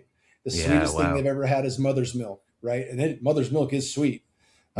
So if you give them something on the savory side, they've got nothing to compare it to. Right. So why not give them organs where they can process beef liverwurst, 20% liver, 20% kidney, 10% heart, 50% beef trim, all regenerative. It's super easy to make. You just chop up a pre-cooked log and heat it in the pan, and it's soft enough for them as well. They've never had a shot, never had antibiotics yet. So they're fully functioning organic beings. And That's like you amazing. said, the environment, they are around chickens. They're picking them up and holding them. They're doing a lot of things that connect them. We anytime, it's a spring, we go out in the field with the sheep and we hold the little lambs and see who needs help and reconnect them with mom. Sometimes the moms aren't great. So that's just a beautiful connection. We're picking fruit right now. Our peach trees are exploding. So we got to go get our fruit before the birds get to it. And, Nice. every one of those things is just, it's a beautiful way to stay connected and a beautiful way to be a part of it all. My son had his first kill for a harvest. He had been field dressing with us for years. And he came out on a hunt and tailed us and did everything. And then when we had to harvest one of our ram lambs, he took the shot for the first time and did all the field dressing himself. And I think there's a great deal of respect that takes place when you take the life of something, and consume it. It's a far different relationship that he has to that meal than when we go out to Hop Dotties and order a regenerative burger. It's just, there's no connection there. Even though it's a good quality animal, there's no connection there. And I think that also shapes him in a way that's powerful. It just made me think that time we ate at Hop Dottie, I'm the fastest eater I've ever met, and everybody makes fun of me for it because I just blow food down. But we ate together, and you blew down 2 burgers by the time I was eating a quarter of one. And I was like, I don't think I've ever been around anybody that eats faster than me. You just like one bite, 2 bite, other bite, down bite, you were done. If I'm hungry, it's a problem. But that, for everything I've learned from a holistic health standpoint, that's not the right way to do it. It was funny.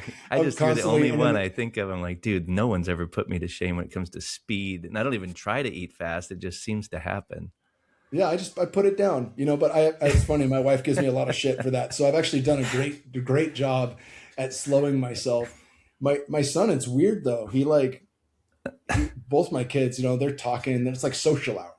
At the meals. So like their food takes them so much longer to eat. I'm just like, I don't understand how you guys are Kingsbury's. None of this would have been here. We would have been done with this like an hour ago. That's funny. So, but that's maybe because there's abundance. That's good. It's important too that they eat slow. So, that's not do as I say, not as I do kind of deal. Yeah. Something I've always been curious, and I've never asked you about this, but from afar, I get to listen to some of your really cool podcasts, and I always ask you which one should I listen to because there's so many out there in the world now that if I'm going to listen to one of yours, I want you to give me your top 5. But one of the things I've always been curious about is your perspective and the evolution of this perspective of monogamy, having been with your wife for so long now and the challenges that brings. And, what is that like now for you? What is the perspective on it? Yeah, this is a huge question because we've been open. We've opened our marriage and we've reshut the marriage, and so I have a deeper perspective on open relationships and monogamy itself than I had, in large part just because of the fact that we've gone through so much together. My wife and I were together for about 7 years. When we got married, I was on a microdose of acid, and I just told her, hey, if you ever want to be with another guy, you can. Just tell me, just don't lie to me, be honest about it. That's something you desire. And yes, you can. And she took that as, holy shit, you want to fuck other women. And I was like, no, that's not what I'm saying at all.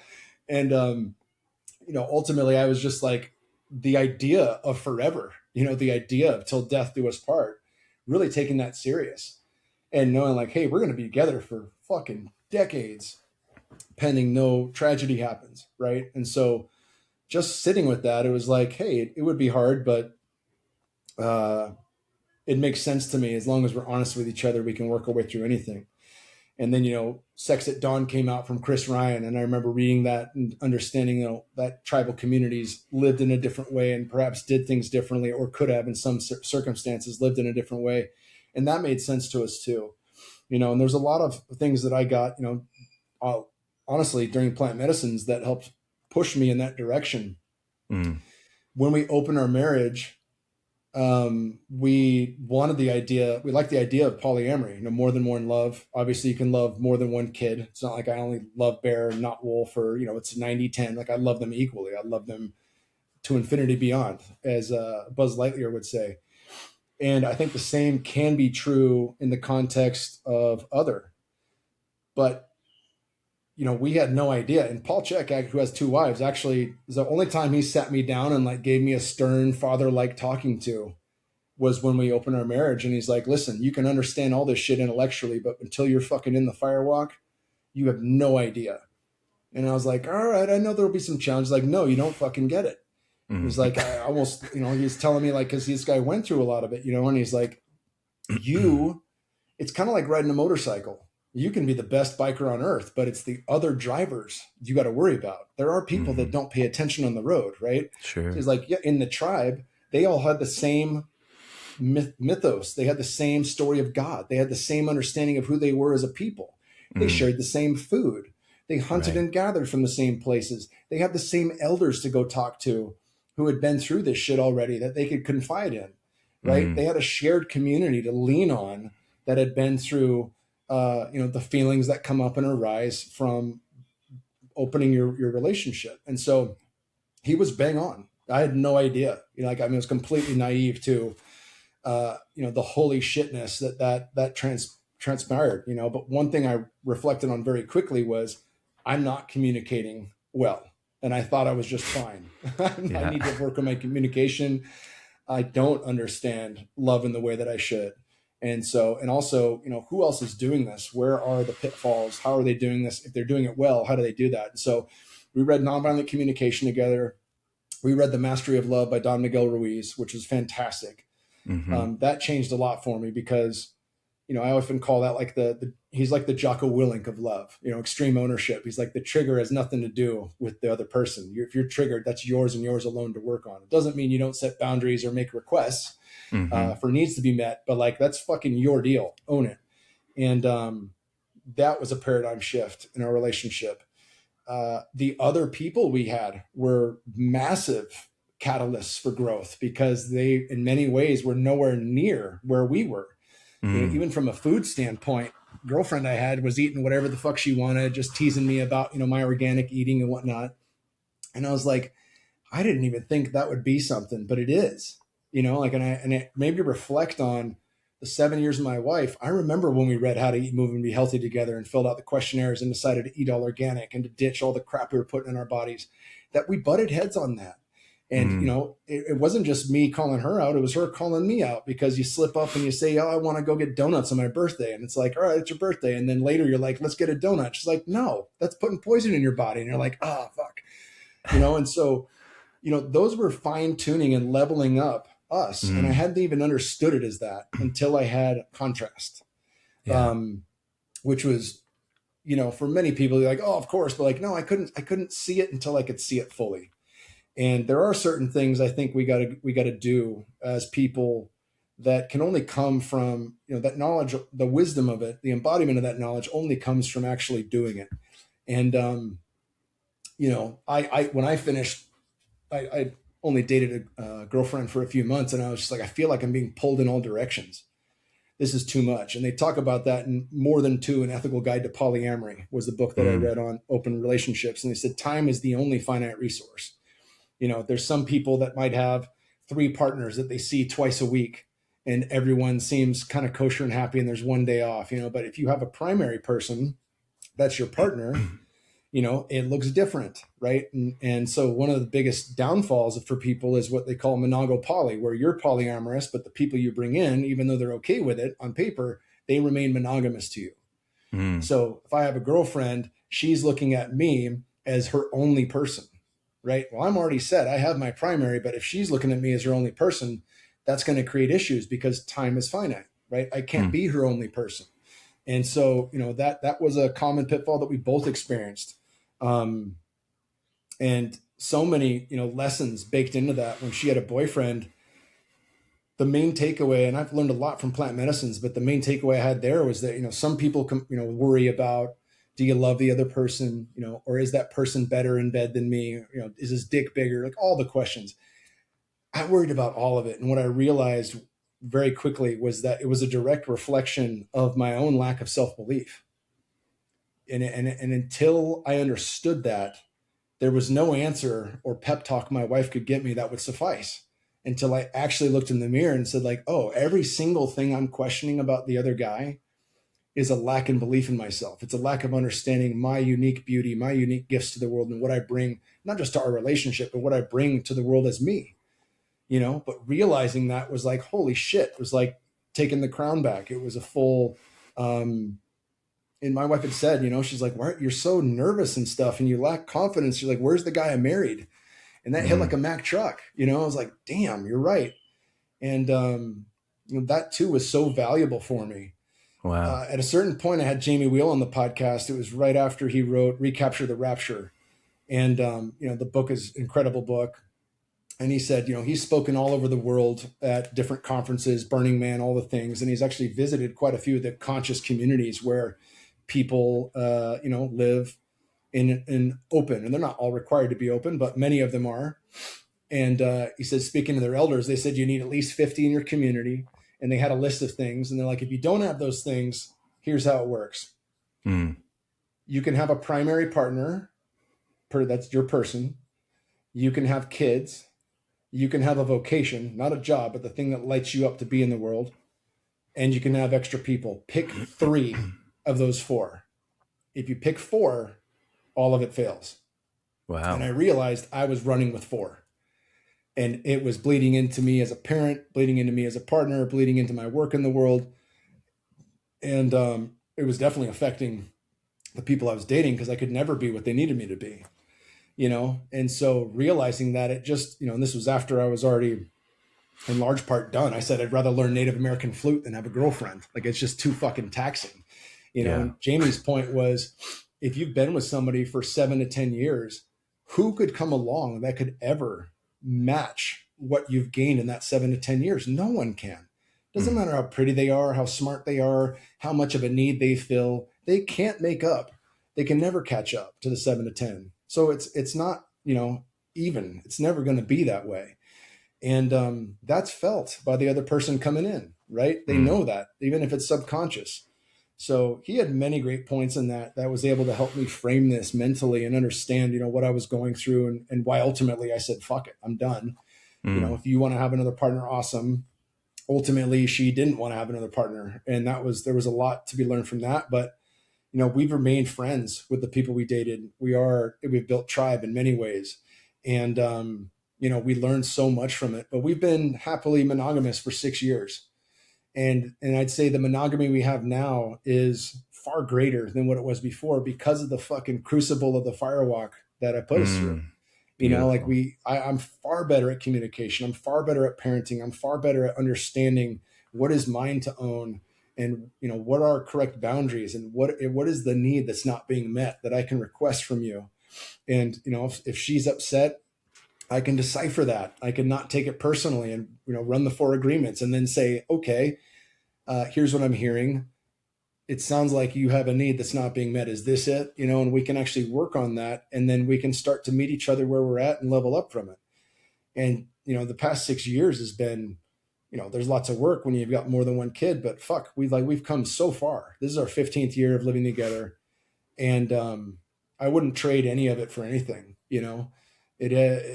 You know, people online didn't take that well when we talked about shit like this publicly, but ultimately, you know, I learned from that as well, you know, that you know, when you do ceremony, they tell you don't write it all down while you're in ceremony. Don't talk to somebody about what you're going through because you're mid ceremony. There's more. And I had been talking about this shit mid ceremony, you know, like I was talking about it as we were going. I had no idea what I was getting into. But ultimately now, like looking back on that, like that was a catalyst for the fastest, hardest, deepest amount of growth that we've had in our 15 years in the 2 years we were open. Wow. Dude, and that's amazing. Putting us in a place now where I really feel like, you know, I can say, honestly, we're going to be together forever and not just stuck together, like happily choosing each other, happily, madly in love with each other, gifting and receiving, you know, like I worship her fucking body. Like I love it. It's all that I need. And I've compared it to others. That's another reason why I know that she can give me everything I'll ever need in the bedroom. And that's a beautiful understanding to have, you know, like it brings me a lot of peace and solace in knowing that like I found my person and how hard that is. We've got friends that are dating and I'm like, fuck, that was a shitty part of that too. As a guy is like, what do you say? on a date, like, oh, hey, I'm actually married and have a kid, but it's cool. She said it's cool. Like, do you want me to text you? I promise it's true. I'm not, like, what the fuck does that fucking look? You look like a total creeper trying to pitch that to somebody. Or you end up, with people that are pretty fucking weird, or it's like, little strings attached to everything. I had a vision too once, afterwards where, I was having sex with different people and I'd finish and it shoots like a Spider-Man web to the person. Right. And I would leave, I'd get in my truck and say, all right, goodbye, hug them and say goodbye. And I'd get in the Spider-Man or get my truck and drive off. But that web stayed connected everywhere I went. And so I had these webs all over the place with different people that I was with. And there is a certain energetic cord that it comes from that, And so, while I'm like with my kids, like, yes, I don't want to be too rigid. I want you to experiment, know your body, know pleasure, give that gift to people that you are have a heart connection with, and you don't have to wait till you're married. And on the other side of that, as Jamie pointed out, boundaries and barriers have been set, rituals, traditions, things of that nature for a reason, and he's a what do you call it? Not a hiker, but like a mountaineer, right? He goes and he scales fucking nasty mountains in the cold and does all this stuff. And he's like, there's a reason when you ski that they have mapped out territory, and they goes from bunny slope up to triple black diamond. And then you go to that part of the park that's off limits. You don't know what the fuck's going to happen there. Right. So when you move out of the boundaries, you don't know what the fuck's going to happen there. And so there is something, the pendulum swings, and I really feel like there is something to finding, the right amount of balance with boundaries and tradition and things like that, and to put it in a Steiner's terms, it was a very Luciferic part of our lives, not satanic, but Luciferic, in that boundaries be damned, right? We're going to carve our own path. We're going to do it the way we want. And, that pendulum swung a little ways back, not to full on Ahrimanic, rigid, mathematic, but somewhere in between. And I feel like, being able to live in both those spaces has really helped us to find our groove. Wow. Dude, that's amazing. Thanks for sharing that. That's always been something that I've never done that in a relationship, explored like that. And I always tip my hat to people that do have the courage and the ability to try it and see how it goes. But I always have thought, man, I don't know if I could do that. It just doesn't seem easy, and it isn't. And everybody I've talked to that does do that, it ends up becoming a very valuable part of their life. But a lot of people do come back to realizing how sacred boundaries are and how much freedom you get when you create space.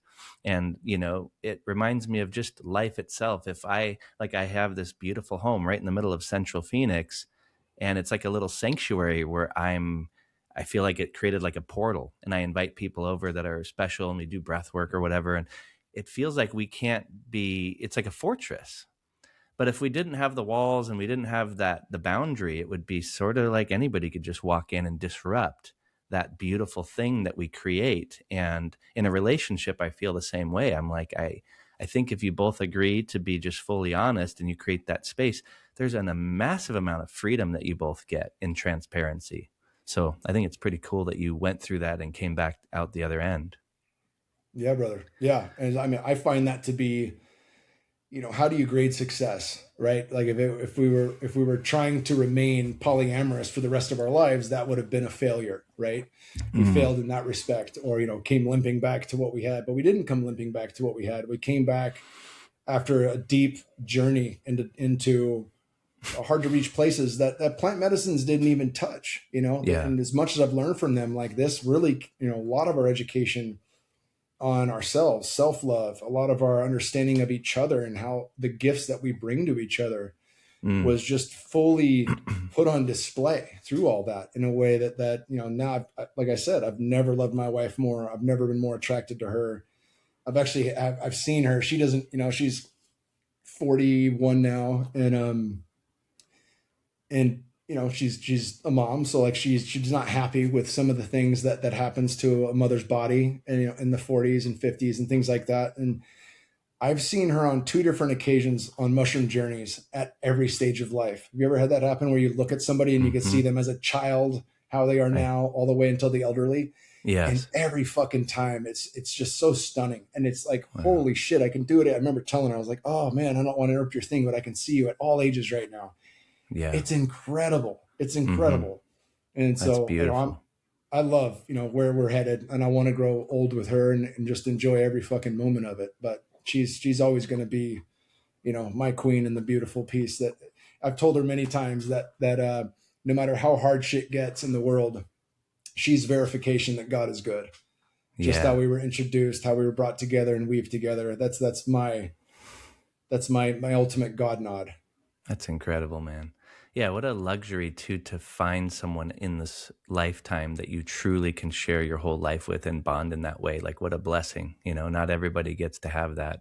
Almost hardly anybody, it seems like. When you meet them, it's like you said, people are more feeling stuck, or they're doing it for the religious region. There's all these reasons why people stay, but to find actual freedom and to amplify each other's freedom in that, always seeking to make the other person feel more free. So that's beautiful and rare. I was going to ask you too, like, you're self-aware, you're smart, you're one of those men I look up to, as a brother on the planet that is always evolving. Where is your chink in your armor as far as fear goes? Where do you still feel like shakeable instead of unshakable? Is it the global agenda of the next 5 years type shit that you can't control? Is that it? I'm imagining that's what it is, because you're like, hey, in the old days, just 100 years ago, me, you, a couple buddies, Chaz and Pelly, let's just get together and go fuck those dudes up, because that's the way things went. If people were banging kids, that's what you did. And it was very easy to just mitigate the problem, get your warriors together, and you go into the battlefield.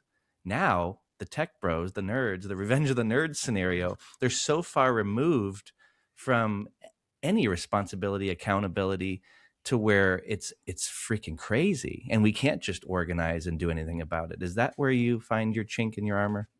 Yeah, no doubt. I mean, it's been a big reason we wanted to start our own farm. It's been a big reason where I wanted to raise my kids, in a space where we could provide for them if grocery stores close, rainwater collection. We've got a bit of solar here. There's a lot of things that I've done. We're not fully off grid, but there's a lot of things that I've done that made a priority so that, I could sleep at night as a dad. We continue, the guys working here, former Navy EOD, former Army combatives guy on the ground, we pieced together a pretty solid situation if shit gets wiry. But I'm less concerned about, tertiary war taking place stateside as much as I'm concerned about us marching straight into the brave new world, with our hands in the air saying, yes, let's go, give it to me, cheering it on. And, some of that is out of my control. I think that much of it is out of my control. But it's still worth contemplating, because when you have kids, and Aubrey's thinking about this now, like the consequences of us not doing a good job as people are going to be left for them. Yeah. Indigenous cultures talk about, 7 generations back, 7 generations forward. I've always struggled with that until I think of like the Zen koan, when a man plants a tree knowing he'll never enjoy its shade, he's now starting to understand the nature of reality, right? And I put a lot of trees. We have 400 fruit and nut trees. I put in probably another 50 here around my house. So that resonates with me. I'm going to plant something that's going to outlive me by hundreds of years. And thinking about my kids and their kids, I can't picture my great grandkids. I don't know what the world's going to look like then. It may be some type of tech utopia. It may be something bad. It may be that it gets reset and it's back to farmers, with hand tools. Who knows? But I want to preserve the small amount of freedoms we have. I don't want those to go in the opposite direction, and I want to expand upon that and figure out ways in which where we can learn to live in harmony with each other, in harmony with nature, and figure out ways to bulletproof ourselves against whatever statutes come through. It's led me into constitutional law and Commonwealth law, trust law, things of that nature. And I've been rabbit holing that quite a bit because I take it upon myself for my own education to be the thing that's going to help give them the gifts necessarily to maintain those freedoms, so they don't end up chipped or with a green pass card so they can't travel unless they have, X amount of vaccines, that kind of thing. But yeah, to your point, that is the circular piece, that keeps coming back. Open air prison system, prison planet. And one thing that I hold is that, don't underestimate the light, right? I really hold on to that. I really know that the powers of good are at least equal to the powers of the dark. And even though, they talk about good people sleep on this stuff and the evil are at work, more and more people are learning about this. More and more people are reconnecting to nature, for better or worse. More and more people are getting reconnected to plant medicines, and not all of them will have positive experiences. Forte talks about, and some of them will just, double down on their egoic ideas. But there will be a handful that reawaken to Gaia's intentions and our place in the cosmos. And those handful can make a big move. I think, what is it, 1% or 144,000 people, something like that. I know it's not 1% of the total population if you buy into 8 billion people, but a fraction of what we think, of people, once they reach a certain level, is enough to domino the rest of culture. And that has always resonated with me, whether it was Eckhart Tolle talking about it or Sri Yukteswar.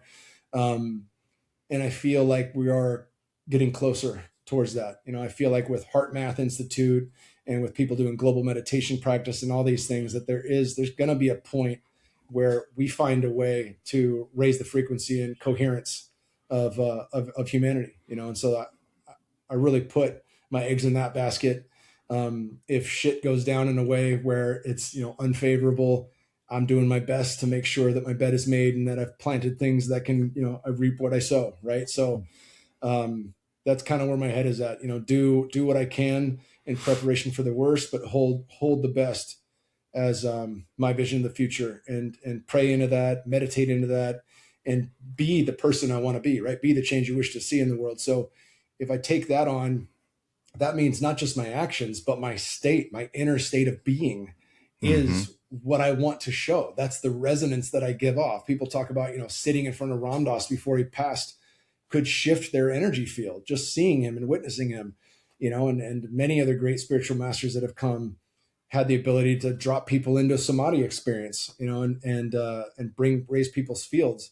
So while I don't picture myself ending up, as like Yogananda or someone like that, I certainly want to be the best version of myself as admittance to this realm, as admittance to the 3D, where I'm giving off that field constantly, and everyone I interact with does better for it. What was the lady's name? She did the water chick from Austin. Oh, Veda Austin. Yeah, Veda Austin. I always think about that. I had a great podcast with Alex Zek, and he talked about, her imaging of water and how she's taken the Japanese scientist steps a little bit further, but programming the water, with tree or with art or with the various things, and the water actually mirrors that back. And she started doing it with food. She did it with egg. An egg white is liquid enough, that she could actually photograph the egg white. And so she found, being a regenerative guy, she found, caged eggs that have never seen sunlight on, standing in their own feces all day long, getting pumped full of nasty shit. She photographed those. Then she photographed, a pasture raised egg like we have here. And she saw a tremendous difference. Wow. And then she ran the experiment. We know this works just from the Japanese scientists, but she ran an experiment where, how does coherence work and how does resonance work? And so she put in the bad egg with the good egg in the fridge overnight, then photographed them the next day. And the bad egg was far better. It looked like the good egg. Yeah. Right. Then she put the good egg in with 12 bad eggs around it. And the 12 bad eggs, not only were they better, but the egg in the middle, the pasture egg, had become better itself because of it giving back in all directions. Right. It's like that. I hold that as like one of the key ingredients to shifting the world, is really taking inventory on myself, really taking ownership over my mood, how I respond to emotional disturbances, as a parent, as a lover, as a partner. And what do I give back, not just in like, throwing food to some homeless shelter, but like, what do I give back energetically daily? What does my 24/7 look like? Yeah. And even if I'm not around people, like, how do I take ownership of my own feelings and my own state of being, and really do what I can to make that the very best possible? It's amazing, dude. Yeah, I believe in that. And also like that morphic field element of it too. Like, we're all connected in this other realm, and the way that you vibrate, you're very contagious in a positive way. So you're doing a damn good job, my friend. Do you want to talk a little? Yeah, you're welcome. Do you want to talk anything about your coaching, what you're doing there, and get people to come that way?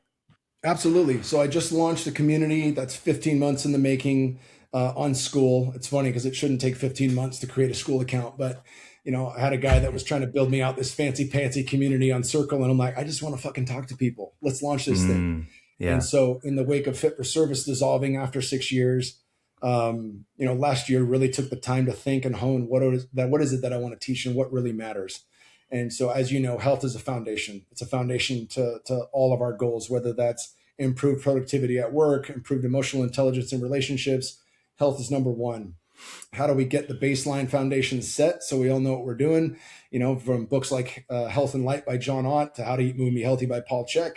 And then from there, expand upon that, optimize and see, is there a supplement that might help me or not? And it's not in a biohacking way, but just in a fine tuning way. Have the bases covered and then let's accelerate that. How do we work from a mind standpoint, via meditation and contemplation and concentration and understanding the three function of those are different and when to use them. And how do we change our habits? That's a factor of the mind. Atomic Habits by James Clear is one of my favorite books. A lot of people will state they don't have time to give to themselves, right? And so Essentialism from Greg McKeown is one that I lean on heavily. It changed my life tremendously.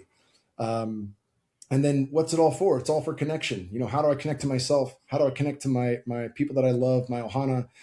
And how do I connect on a regular basis to people beyond that? How do I connect to people on social media? And so connection becomes probably the sweet sauce of it all. How do I connect to nature? How do I connect to God and make communion in a way that's beneficial and leaves me more whole than when I started? Because like you, and I've seen a lot of people go off the deep end on plant medicines, irrecoverably so. And it pains me to see it, but they didn't have enough hand-holding through that experience. Maybe they hadn't done the prep work during it, or maybe they bit off more than they could chew, or didn't have someone on the back end to help guide them through that. But when you witness that, it's like, oh, fuck, this isn't for everyone. And I've been really drawn to Vision Quest, Darkness Retreat, meditation, and all the other avenues that can create altered states of consciousness, float tanks, and breath work, holotropic breathing, because those have a different accessibility. They're obviously legal, but I feel like they're a little bit more controllable in terms of not shattering and fracturing the mind. Yeah. Right? So, all these things are super important, and the community is awesome. It's $150 a month. I'll send you the link for the show notes, but we meet once a month. We deep dive a particular topic. There's Q&A at the end. 2 weeks later, we have a pure Q&A, related to what I taught, but also just ask me anything. And in between, we're making posts, we're learning who each other are, we're building community in that way. And I'm super excited. We've been out for only a couple of weeks. I have my first Q&A tomorrow, and we got a great group of people. Some of them are from FFS, some of them are from the podcast that never joined FFS. But I realized very quickly, when Fit for Service ended, that there was a piece in my life that was missing, and that is having direct contact with people where I can, allow the wisdom and the things that I've done, my trial and error, to give back to people in a way that actually moves the needle for them, that actually helps shift their state of being in a very powerful way. And I don't always get that. Occasionally, someone will see me on the streets and be like, oh man, I listened to this podcast you did in 2020 and it totally changed my life, and thank you. And they're in tears, and it's like, oh fuck, wow, that's awesome. But there's been far more of that in these direct connections, in the coaching community. So I'm really excited to build that community, the kingdom within. And then, and that's my main focus. I do one-on-ones, but I really want to lean away from, both my guys are like retired hedge fund guys. They pay a lot of money. It's like taking on another family member, and I said, I can do that, but that doesn't have an impact. I'd rather charge as little as possible and help the most amount of people as possible. And so, I'm putting all my eggs in that basket for the kingdom within. I'm also about to launch Ballers Youth Nutrition, which will be a supplement line for young athletes and academics, designed to fill in the blanks on everything children are missing in their nutrition. So AM, PM packs, all organic, regenerative supplements will be included in it. A protein powder that's got a number of awesome ingredients in there, from creatine to, grass-fed, grass-finished whey, collagen peptides for connective tissue and gut health, and so much more. It's going to influence the mitochondria in a positive way. And I just want it to be something where, I got a buddy who brought me the idea, who's got 2 teenage sons, and he's like, he feels like a fucking alchemist in the kitchen each night, doctoring up 9 different things for their boys. And I'm not there with my son yet or my daughter, but they got a point. And a lot of the stuff that's out there is dog crap, even for there's nothing for kids, but even for adults. You look at products like AG1, that's super popular. Most of that synthetic crap your body won't digest. Right. It's not bioavailable, so we're putting in organ meat complex and dehydrated oyster extract, which is, superfoods by all variations of that word. They are absolute superfoods and responsible for the production of sex hormone making, right? So when kids are hitting puberty, they need to have a certain amount of bioavailable zinc, copper, selenium, chromium, and all those things are there, right? Wow. They're in that. I mean, an oyster looks like a private part, the female body. And I feel like, other than my kids, there's very few people that eat organ meat, even as adults, very let alone kids. And certainly I don't know a lot of kids that are pounding oysters on a regular basis, but that is one of the way to fill in the blank, right? Up the protein, make it a great intra workout. We've got shake recipes if you want to make it a meal replacement, but I am so stoked to launch this thing. Cool. I really feel like you talked earlier about, when you can manifest anything, but have you thought it through? Have you thought about how it affects other things? And I can honestly say that this is a product where every single ingredient we put in there, we've thought that out. How does this impact the earth? Is this regenerative? Does it benefit the total? Right. And so that's a really cool thing to know and to feel. It's not going to have the same margins most supplements do. It costs us a lot to make it. Yeah. But it doesn't need to.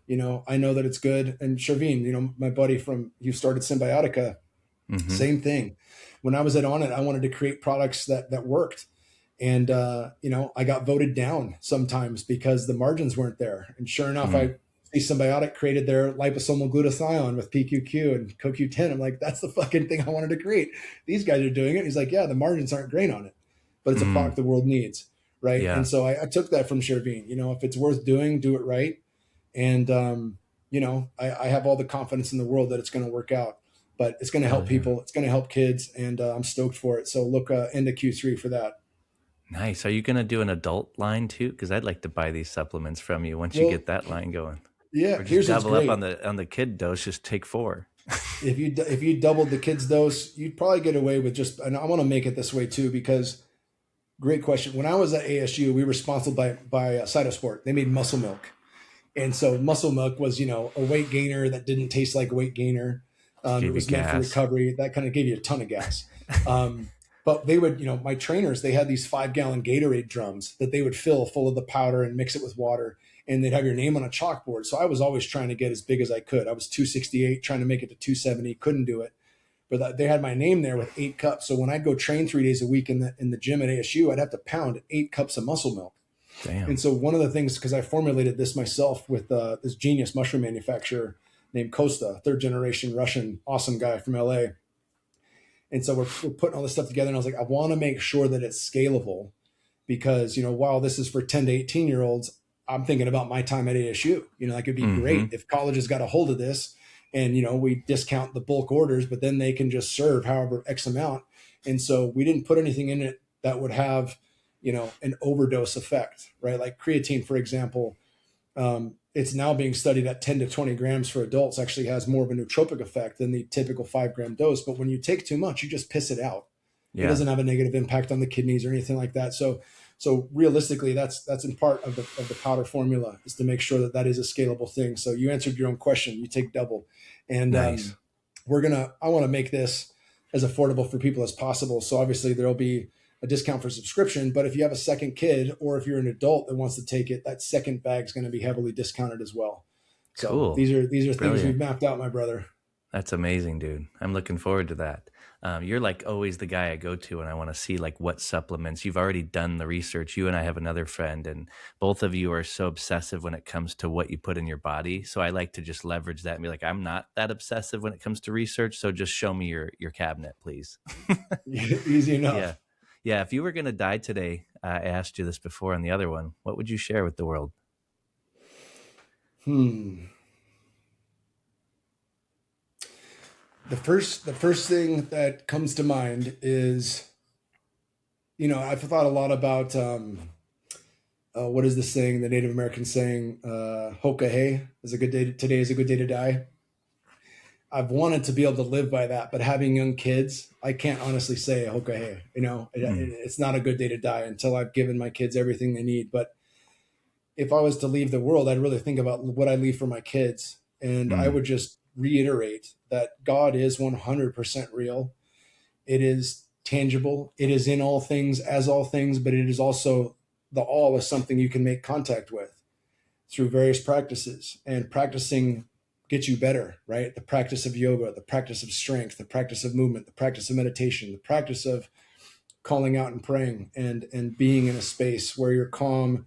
Meditation and prayer work beautifully together. Some people would say they're the same thing. I don't view it that way, but coming from a meditative space, zeroed out, if you will, and then making prayer with gratitude has been something that's absolutely transformed my life. And I'd want to make sure that they knew that, even though I've already talked to them about that and we pray every day together and they see me meditate every afternoon. I'd want them to know that, and that I'll see them again. That's beautiful, man. It's always fun hanging out with you. I'm glad to call you my friend. You're an amazing human. I love you, brother. Thanks for having me on. I'll have you back on shortly here as well, brother. Yeah, love you too, brother. Have a beautiful day. Thank you for listening to the episode. If you enjoyed it, please share it and subscribe to the show and rate the show. That helps people to discover it. And enjoy the next episode. What we call reality is in fact nothing more than a culturally sanctioned and linguistically reinforced hallucination of some sort.